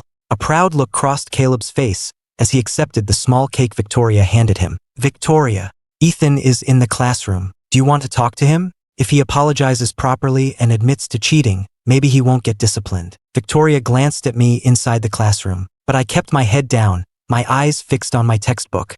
I didn't need to guess why Victoria had come to the school. Caleb really couldn't wait to see me humiliated. He stood at the classroom door and said with false sincerity, Ethan, Victoria is here. I pretended not to hear and didn't even glance at Victoria outside. Victoria's expression soured, and the little bit of concern she might have had vanished instantly. Why should she worry about him? She said coldly, I'm going to the office to see the homeroom teacher. Victoria turned and left. Only then did Caleb walk over to my desk with the cake. Ethan, Victoria only brought one cake for me. She probably forgot yours by mistake. I can give you half of mine later. How could I not see that Caleb was just showing off? I was used to it by now. Every time my sisters came to school, they would bring a small gift for Caleb, but never one for me. I used to cry and complain about it. Isabella would say that I didn't get gifts because I was disobedient, but now I couldn't care less about their so-called gifts. My phone rang. I saw that it was a call from Chloe. I immediately took the phone out to the hallway to answer. Hello, teacher. How were your scores?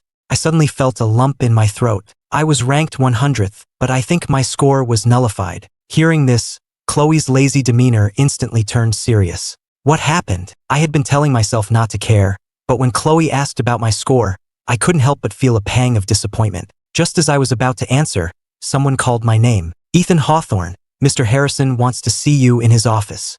I pressed my lips together. I have to go to the office.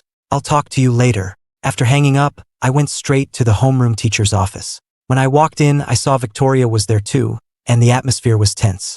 Victoria spoke with a cold face. Ethan, I can't believe you would cheat just to win. Do you have any idea what that means? I wasn't surprised at all. I knew Victoria wouldn't believe me. My eyes were clear and direct. I didn't cheat. Ethan, the facts are right in front of you, and you're still lying. Based on your usual grades and your behavior at home, there's no way your score could have improved this much. Besides, you have a clear motive to cheat. Just admit your mistake now, and maybe the school won't discipline you. I let out a cold laugh. Can any of that be used as evidence to prove I cheated? Victoria stood up angrily and shouted, Look at what you've become! Seeing that Victoria looked like she was about to get physical, Mr. Harrison quickly stepped in. Please, speak to the child calmly. Victoria, frustrated, said to the teacher, I'm sorry. Ethan cheated because he was having a tantrum with his family. Let's just do as we discussed. Have him write a self-criticism letter and apologize publicly to the whole school, and we can avoid a formal disciplinary action. Mr. Harrison sighed. All right, that can work. I hope Ethan can learn from this and change his ways. After all, with graduation so close, a mark on his record would be a shame. I stared down at the floor. My already cold heart sank even further. With just a few words, they had decided my guilt. No one had ever believed me. Ethan, you've completely disgraced the Hawthorne family. How could I have such a morally corrupt brother? I'm ashamed to even admit we're related. Do you think I want to be a Hawthorne? Ethan, say that again, I dare you. Victoria's face was ashen as she glared at me. There's no need to be so harsh with the student. You'll frighten him. An elderly man with a kind face walked in. Mr. Harrison quickly said, Principal Miller, what brings you here? I heard a senior made significant progress but was accused of cheating, and it's causing quite a stir. I came to see what's going on. Victoria said irritably, Principal, there's no need to investigate. Ethan cheated to get that good score. If he refuses to apologize and admit his mistake, just give him the disciplinary action. The principal looked at me gently. Young man, there's actually a very simple way to verify whether you cheated or not. We can have you take another test right here under all of our supervision. Are you willing to be tested? I looked at the principal. I accept, but I have one condition. If it's proven that I didn't cheat, will the people who slandered me have to apologize publicly? Victoria sneered. Fine, let's see what kind of score you can get. Soon, Mr. Harrison handed me a test. I'll time you. I sat down, took the pen, and began the test. The office was silent, with everyone watching me. The seconds ticked by. Caleb was curious about what was happening in the office. He walked over and saw me taking a test, and a bad feeling washed over him. He went straight to Victoria's side. Victoria, what are you all doing? Is Ethan retaking the test? Victoria scoffed. That's right. He refuses to admit he cheated, so this time, we'll make him lose so badly he'll have no choice but to accept it. Caleb immediately came to my side. Ethan, don't be stubborn. We all believe you. You don't have to force yourself like this. I didn't say a word, ignoring Caleb completely. I wouldn't let this guy disrupt my focus. Seeing that his words had no effect on me, Caleb bit his lip and looked at Victoria. Victoria, Ethan is still mad at me. Victoria immediately grew angry. Ethan, Caleb is talking to you. Can't you hear him? I looked up. I'm taking a test. Can't you see that? Victoria was taken aback. Caleb is giving you an easy way out. You should take it before you embarrass yourself later. Caleb, please don't disturb Ethan while he's taking the test. Whatever you have to say can wait until he's finished. Mr. Harrison couldn't stand it anymore. He could clearly see that I was doing well on the test. It was very likely I hadn't cheated. Caleb was resentful. Sir, I didn't mean anything by it, but he just doesn't want me to prove my so-called abilities. He can't accept that I'm better than him and won't allow it to happen. Caleb stood to the side, watching with suspicion. I probably wouldn't get a good score, right? But seeing how much I had changed recently, he felt a strange sense of unease.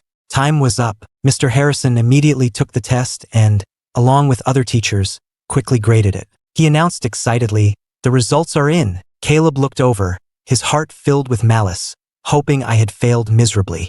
Victoria said coldly, "Sir, if the score is bad, don't even say it. It's too embarrassing." No, Ethan did exceptionally well. In fact, this test was more difficult than the monthly exam, and his score is even better. Hearing this, the weight in my chest finally lifted. I pressed my lips together, a smile spreading across my face.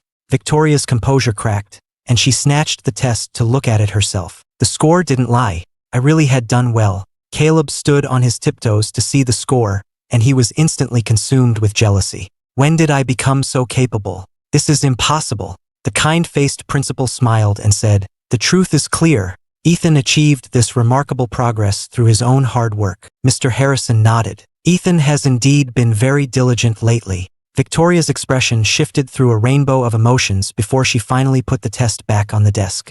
"I can't believe you really didn't cheat." At that moment, she suddenly felt like the person standing before her was a stranger. The principal cleared his throat. "Since the truth is out, the people who slandered Ethan should apologize." Caleb's face quickly turned awkward. I was surprised to hear the principal bring that up. I looked at Victoria and Caleb across from me, my expression completely serene. Victoria's expression, however, became extremely unnatural. In the past, I was always the one chasing after her, never doing anything to make her uncomfortable. As the older sister, she was used to being on a pedestal. Now, being asked to apologize was worse than death for her. Caleb quickly chimed in, "Ethan, when did you get so good? You must have been studying secretly at home. I had no idea. When you got such a good score and were suspected of cheating, Victoria came to the school right away to help you. She really cares about you." After Caleb gave her an out, Victoria said coolly, "Caleb, stop talking. Some ungrateful brats will never understand." I looked at her with a half smile. That's right, Victoria came to school right away. And then what? She told the teacher I definitely cheated and tried to force me to write a confession and apologize in front of the whole school. Is that the kind of caring you want for yourself? Caleb was instantly speechless. Victoria, embarrassed and angry, retorted, "Ethan, it was you who studied hard in secret without telling us, which is why I misunderstood and thought you cheated. Was it fun for you to play this game, just because your grades improved?" The principal looked at Mr. Harrison and spoke again. "Who were the ones who first accused Ethan of cheating? Bring them here to apologize." Mr. Harrison immediately sent for the two followers.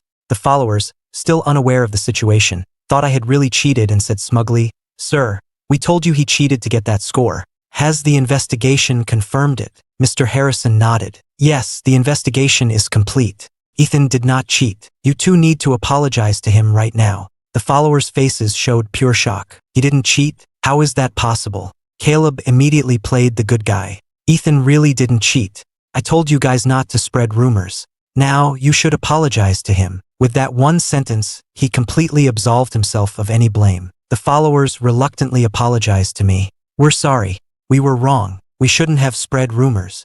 Mr. Harrison looked at me. Do you have any other requests? I shook my head. No, Mr. Harrison said with satisfaction. Ethan has been working very hard lately. However, Caleb, your grades have dropped significantly. Caleb felt humiliated, especially since it was happening right after I had achieved such a good score. It was a disgrace. Caleb, his eyes red, replied, I was just distracted. It won't happen again. Victoria also felt she had lost face. What's the use of good grades? When you get famous from gaming, the money you earn will be far more important than some test score. Caleb actually felt the same way. Mr. Harrison, on the other hand, was annoyed that a guardian would say such a thing. He looked at Caleb. You should learn from Ethan's example. Caleb bit his lip hard, then turned and ran out of the office. Victoria glared at me. So you got one good score. Is that worth showing off in front of Caleb? His grades dropped because he was focused on the team. You, who have contributed nothing, have no right to be proud. I raised an eyebrow. Was I showing off? The principal spoke up again. I distinctly heard the teacher say those things. Ethan didn't say a word. As a guardian, you really shouldn't be so biased. Victoria was speechless for a moment, then replied dryly, I'm not biased. Ethan has always been this way. After saying that, she went out to chase after Caleb. I turned to the principal. Thank you, sir. No need to thank me. You have the ability and you earned this. I need to have a meeting with the teachers and emphasize this point. I left the office.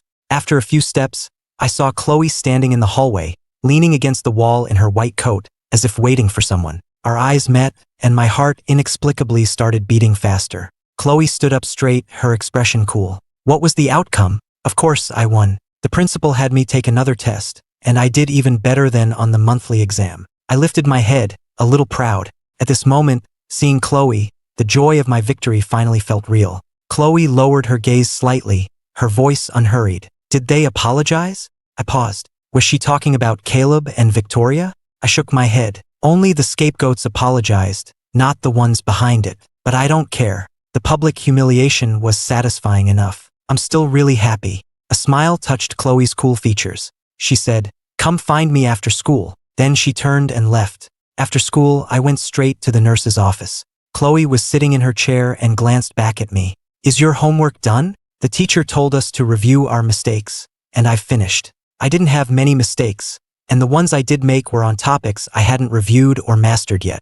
Chloe pointed to the computer next to her. Do you have a gaming account? I do, but I want to create a new one. We can both start fresh.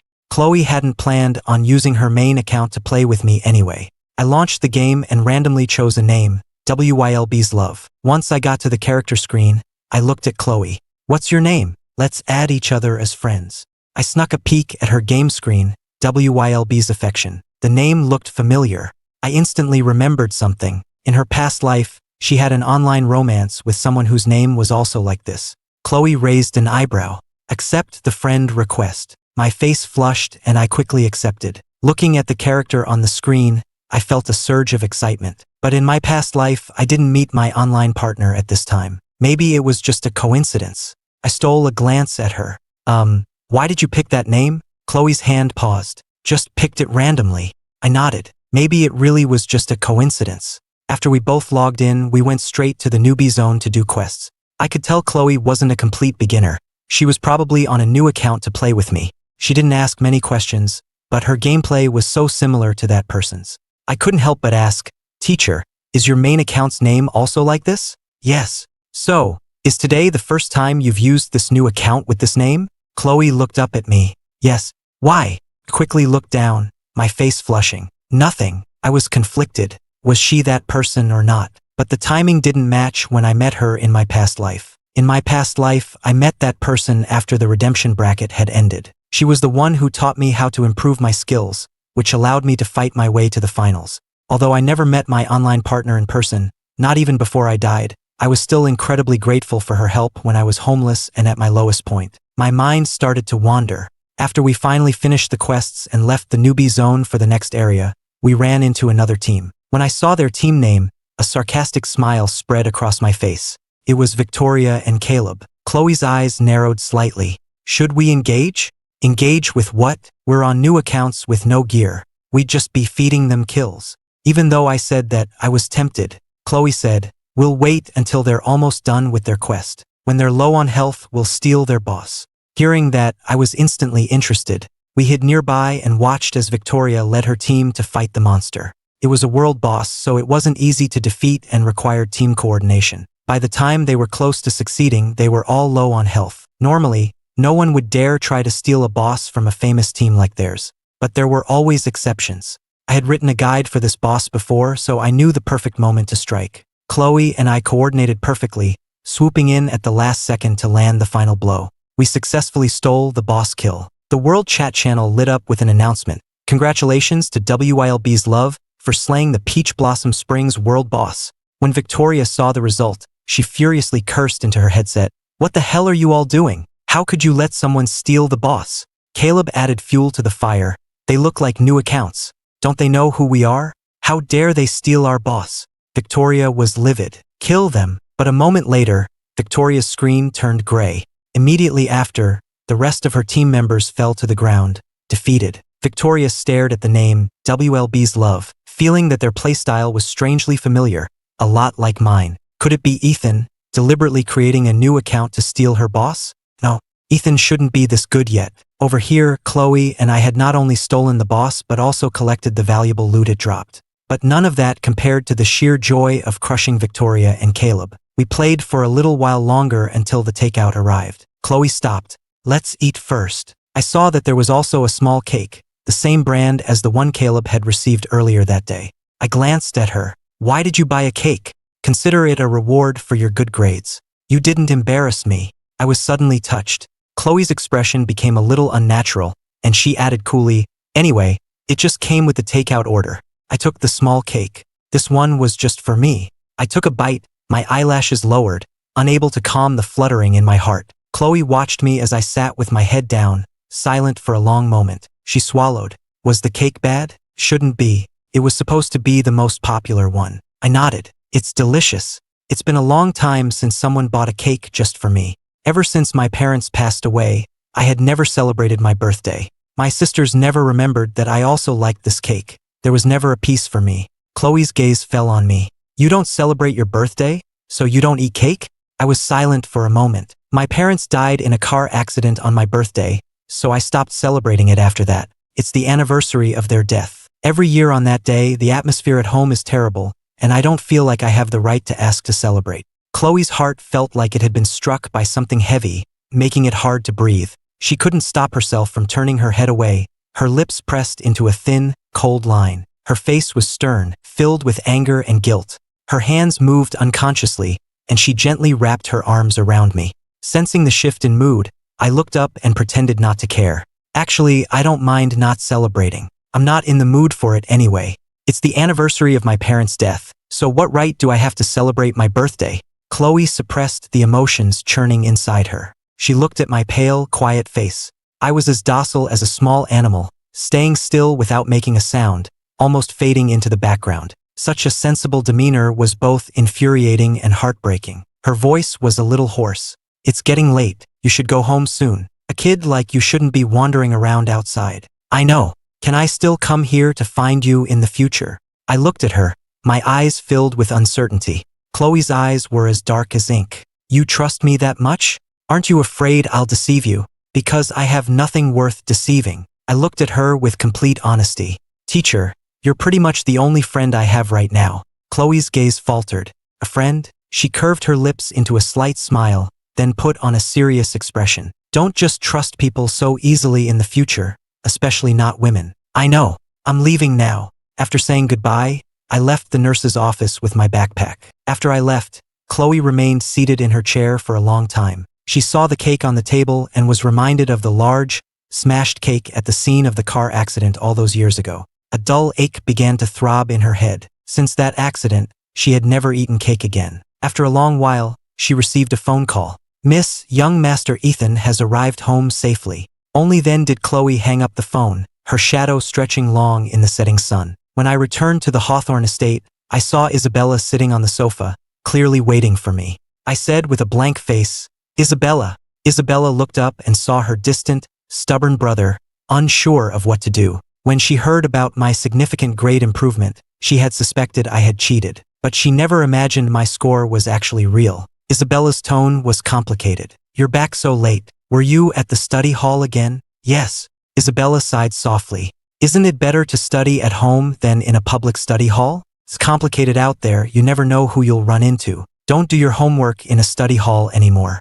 It's not safe." I pressed my lips together. There it was again, making decisions for me. Isabella continued, "Because Caleb's grades dropped so much this time, I've hired a private tutor for him. You should join the sessions too. If there's anything Caleb doesn't understand, you can help him. You're classmates, after all. And when he's absent, you can take notes on the important points for him." My eyes filled with scorn. So that was it. The reason she wanted me to do my homework at home was for Caleb. I straightened my back. "I refuse. Ethan, I know that Victoria was wrong at school today, and you've proven your abilities. But we are still a family. Caleb's grades dropped because he's been preparing for the team competition. Since you're not participating in the tournament, you should contribute by helping him improve his grades. You have experience, after all." I found it utterly laughable. "I refuse." Just those 2 words. Even explaining felt like a waste of breath. Victoria stormed out, pointing a finger at my face and yelling, "Ethan, have you no conscience? All these years, you've lived off the Hawthorne family, eaten our food, and you haven't contributed a single thing. How dare you?" I found it ironic. I replied calmly, "Fine. Starting today, I will move out of the Hawthorne estate, and I won't use another cent of the family's money." Victoria sneered, "Fine. Get out right now. I'd like to see how you survive without the Hawthorne family." Isabella couldn't stand it anymore. "That's enough." "Victoria, what are you saying?" "Isabella, look, he's the one who said he's leaving this family. He's the one abandoning us." Victoria's eyes were red, her emotions running high. She had already swallowed her pride today, and Ethan still wanted to leave. Did he want her, his older sister, to get on her knees and beg for forgiveness before he'd be satisfied? Caleb quickly came over to play peacemaker. "Victoria, don't be angry. Ethan just doesn't want to tutor me, that's all. It's fine, we have a private tutor, and I'm already very grateful. Really, Victoria, let's just drop it. Let's go. I have some gameplay questions to ask you anyway." Caleb turned back to Isabella. "Isabella, we'll be going now. Go ahead." Seeing how sensible Caleb was being, Isabella's heart softened a little more. Isabella looked at me with disappointment in her eyes. "Don't take what Victoria said to heart. You'll always be a part of the Hawthorne family." I replied calmly, "I think it would be better if I moved out." Isabella's expression changed. "Ethan, what do you want? What will it take for you to be like you were before? Can't we just live happily together as a family, like before?" I tugged at the corner of my mouth. That was impossible now. I lifted my head and looked at Isabella standing before me. She was just as I remembered, with cool eyes, a poised stance, and a way of speaking that carried an unquestionable certainty. When I was little, I loved clinging to her because she would always clean up my messes, gently pat my head, and say, "Don't be afraid, Ethan, your big sister is here." But later, that same sister who used to protect me was the one who pushed me into the coldest, darkest place. "Isabella?" I heard my own voice, calm to the point of being cold. "The family you're talking about has only consisted of you, our sisters and Caleb, for a long time now. As for me, I'm just a tool you pull out whenever you want to lecture someone about rules, gratitude, or conscience." A flicker of shock crossed Isabella's eyes, as if she never expected me to be so blunt. You all keep telling me to be like I was before," I interrupted her. "But has any of you ever asked me if I want to go back to how things were?" The living room was so quiet you could hear a pin drop. I heard faint footsteps from the top of the stairs and knew, without looking, that it was most likely Victoria and Madison, listening in. I continued, "The old me thought that if I were just a little more sensible, a little more obedient, a little more yielding to Caleb, you would all finally see me again. But what was the result? When I was drowning, you were asking me to admit I was wrong. When I had a high fever, you were taking him to the hospital. When I got a good grade, your first reaction was to accuse me of cheating. Even when I said I didn't want to join the team, you all just thought I was throwing a tantrum." Isabella's face grew paler with each word. It was probably the first time she had ever heard me lay it all out so completely. Ethan, that's not what I meant. Then what did you mean? I looked at her, suddenly feeling exhausted. You told me to do my homework at home so I could tutor Caleb. You worried about me being unsafe outside because you were afraid I'd slip out of the family's control. Every single one of you claims you're doing what's best for me, but every single thing you do ends with me having to make way for Caleb. That's not true, Isabella instinctively retorted, but her voice was much weaker than before. We just feel that Caleb needs more care. So I deserve to be ignored, is that it? She was completely speechless. I looked down and began putting my textbooks into my backpack, one by one. The sound of the zipper closing was unnaturally loud in the silent living room. Isabella, I'm not throwing a tantrum, and I'm not sulking. I slung the backpack over my shoulder and looked up at her. I just finally understand that I can't place my hopes in any of you anymore. With that, I walked around her and headed for the stairs. Suddenly, Isabella's trembling voice came from behind me. Ethan, I paused for a second. Do you really not want us anymore? I closed my eyes. I felt a faint tug at my heart, but it was no longer enough to cause any significant ripples. It's not that I don't want you, I said without turning back.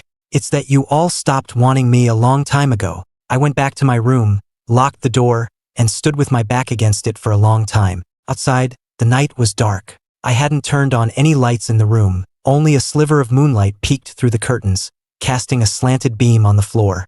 I put down my backpack, took out my phone, and saw the quiet notification bar.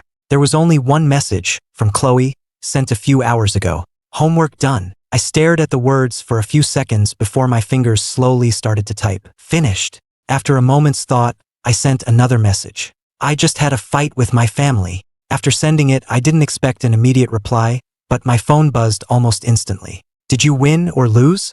I was taken aback for a second, then looked down and let out a small laugh. I don't know, she replied again. You didn't cry, did you?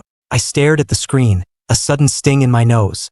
No. There was a pause for a few seconds, then another message came through. Come to the nurse's office after school tomorrow. I stared at the words, and a tight knot somewhere deep inside me slowly began to loosen. Okay. The next morning, when I came downstairs, the living room was unusually quiet. Isabella sat on the sofa, an untouched cup of coffee in front of her.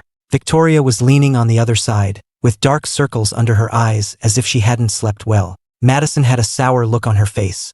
She opened her mouth as if to say something when she saw me, but ended up just scoffing. Caleb was nowhere to be seen. I didn't ask and went straight to the dining room. I had just picked up a piece of toast when I heard Isabella speak from behind me. Ethan, I'll drive you to school today. I paused for a moment, then said calmly, No, thank you. I'll go by myself. Victoria immediately frowned. How long are you going to keep this up? I turned to look at her. Victoria, I've already made myself very clear. I'm not throwing a tantrum. Perhaps because I was so calm, Victoria's aggressive tone softened a bit. She stared at me, as if searching my face for any trace of the old, sulking boy, but found none. I finished my breakfast, slung my backpack on, and walked out. As I passed through the living room, Isabella suddenly stood up. Then I'll have the driver take you. That won't be necessary either. My pace didn't falter. I won't be riding in a Hawthorne family car anymore. After I said that, there was a noticeable moment of silence behind me. As I walked out of the mansion, the morning breeze was cool, clearing my head. I didn't look back, not even once.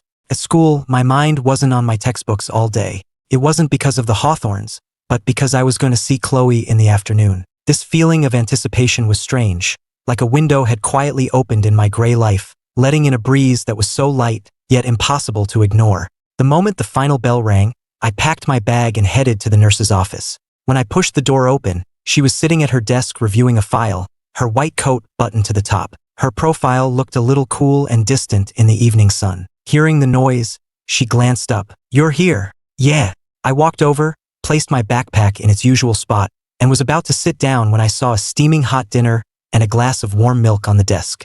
I froze for a second. What are you looking at? She said, her tone casual. I ordered too much takeout. I pressed my lips together, not pointing out her flimsy excuse, and just said quietly, Thank you. She glanced at me, then suddenly reached out and gently touched my forehead with her fingertips. No fever today.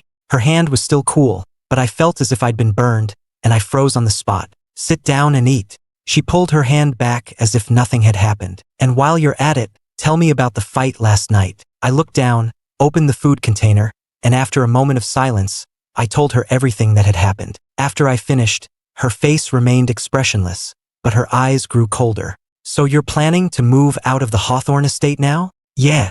My grip on my fork tightened. It might not be easy before the SATs, but I'll find a way. At the very least, I'm definitely leaving after graduation. Chloe leaned back in her chair and watched me quietly for a moment. And money? I can earn it myself. I paused. Tournament winnings, scholarships, a part-time job. There will be a way. The Hawthorns won't let you go easily. I know. You're still in school. I know that too. She suddenly let out a soft laugh. It wasn't mocking. It was more like she was amused by my stubborn determination to push forward despite knowing the difficulties ahead. You seem to know a lot. She pushed a file across the desk to me. Then you might as well know about this too. I looked down and froze completely.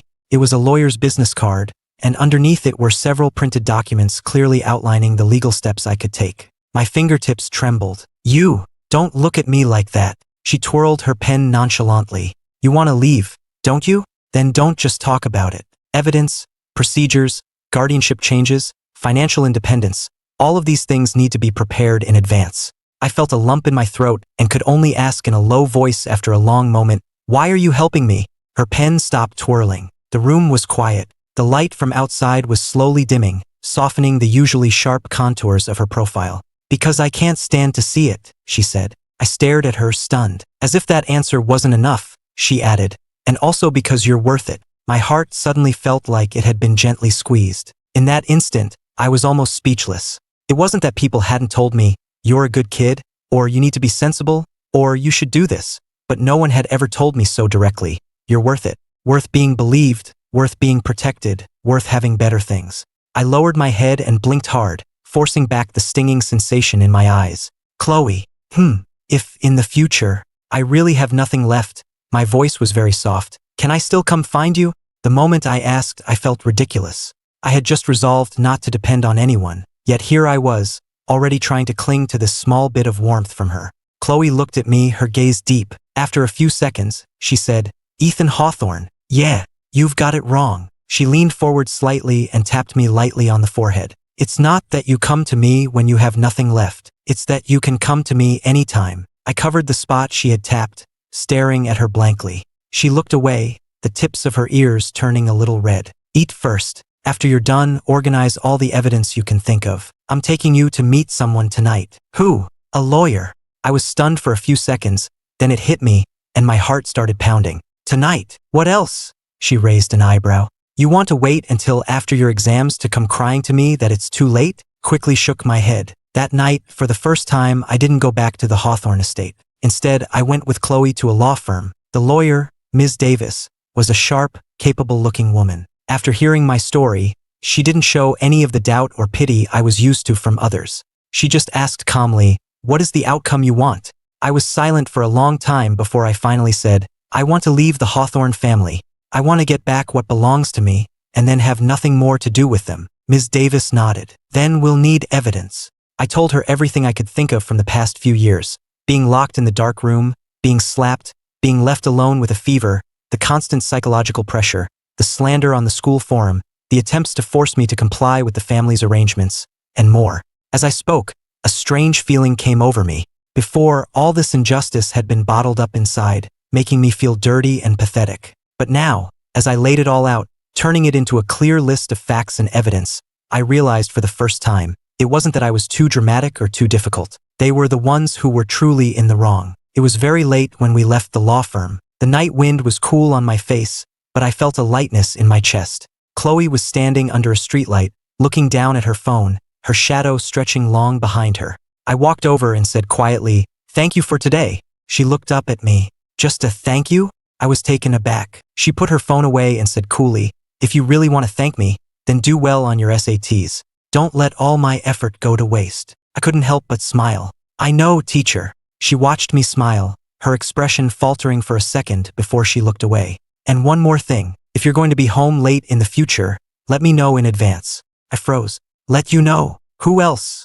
Her tone was even. "If the Hawthorns kidnap you on your way home, I'll have to come bail you out. It's a hassle." A warmth spread through my chest, and I answered softly, "Okay." The days that followed felt like my life had suddenly switched to a completely different track. During the day, I crammed at school, and my grades became more and more stable. After school, I'd go to the nurse's office to do homework, organize evidence, and play duo-queue games with Chloe.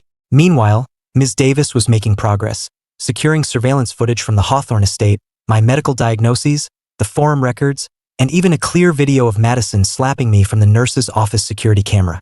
And at the Hawthorne estate, they finally started to realize something was wrong. The first to crack was Victoria's esports team. With the redemption bracket approaching, Caleb's skills were nowhere near good enough for the main roster. Victoria was frantic and came to the school to corner me several times.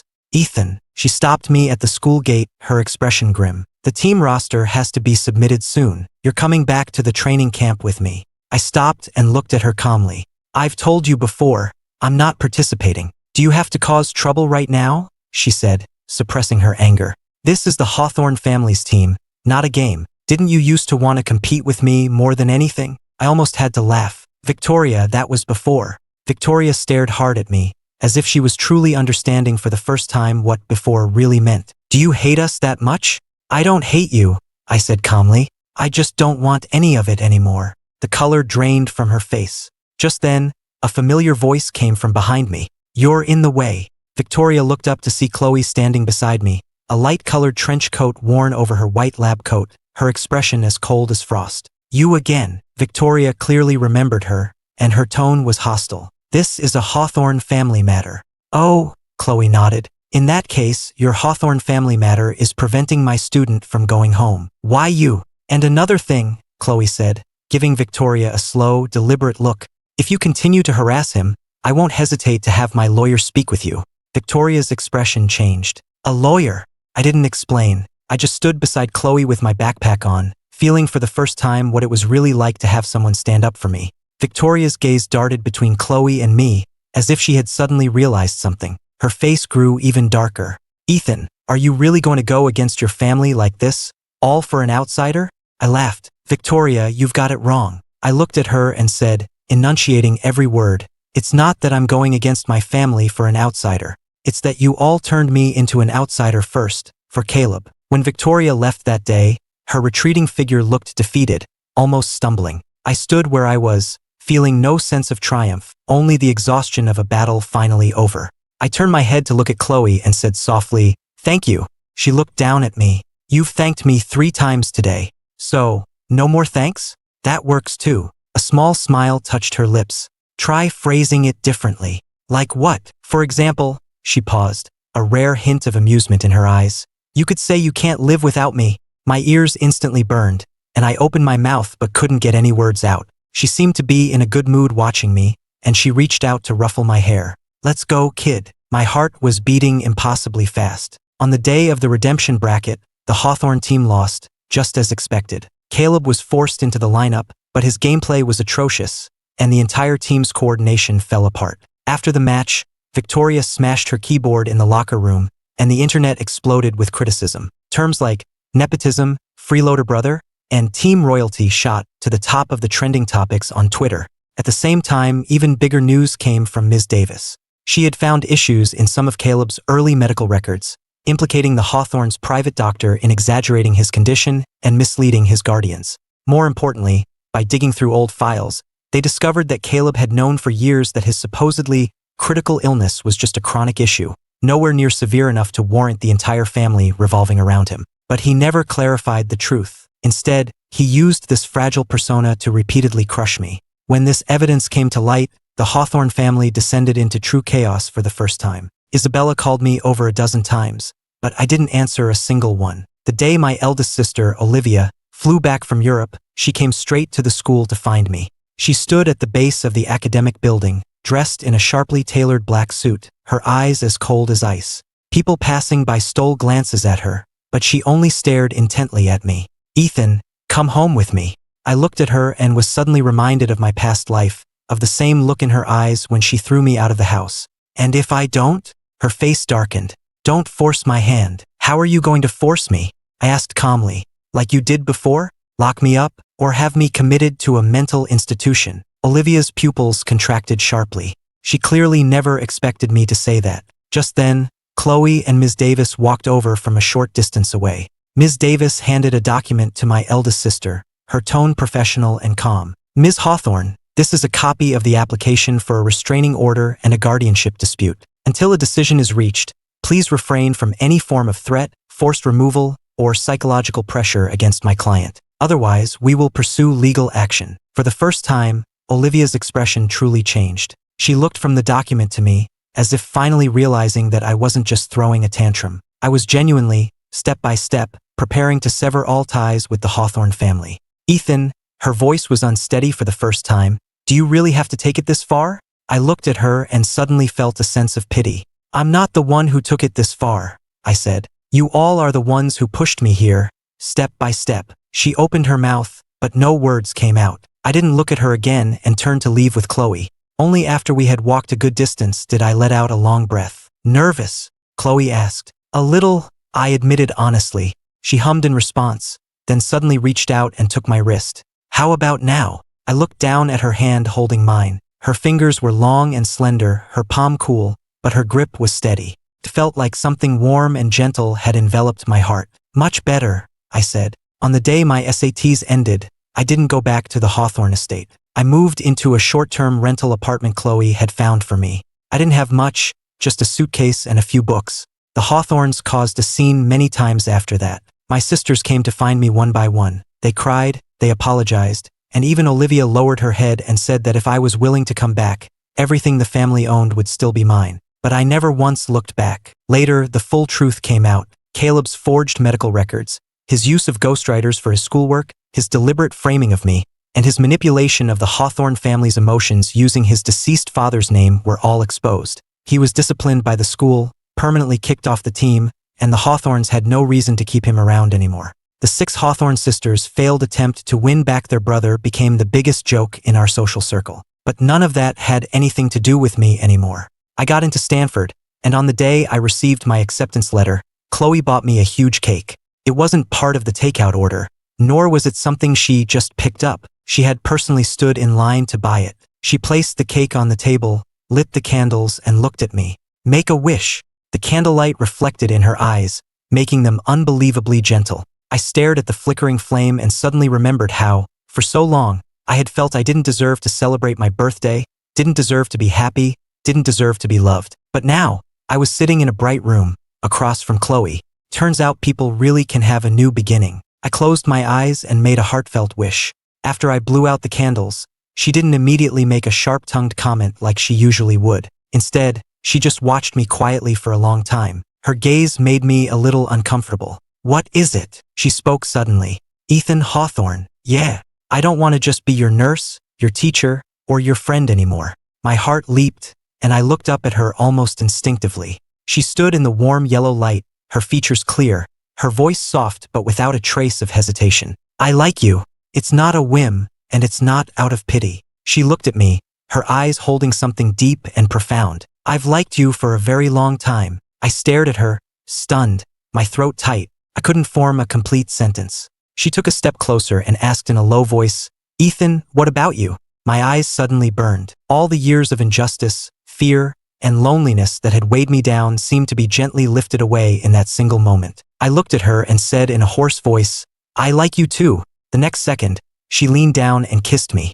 It was a light, restrained kiss, carrying the faint, cool scent that always clung to her. When her lips met mine, I froze for an instant, but soon, I raised my hand and gently gripped the hem of her shirt, not pulling away. Then, I closed my eyes and clumsily but earnestly returned her kiss. Outside, the night was quiet, and inside, the candlelight was soft. This time, I had finally caught the love that was meant for me.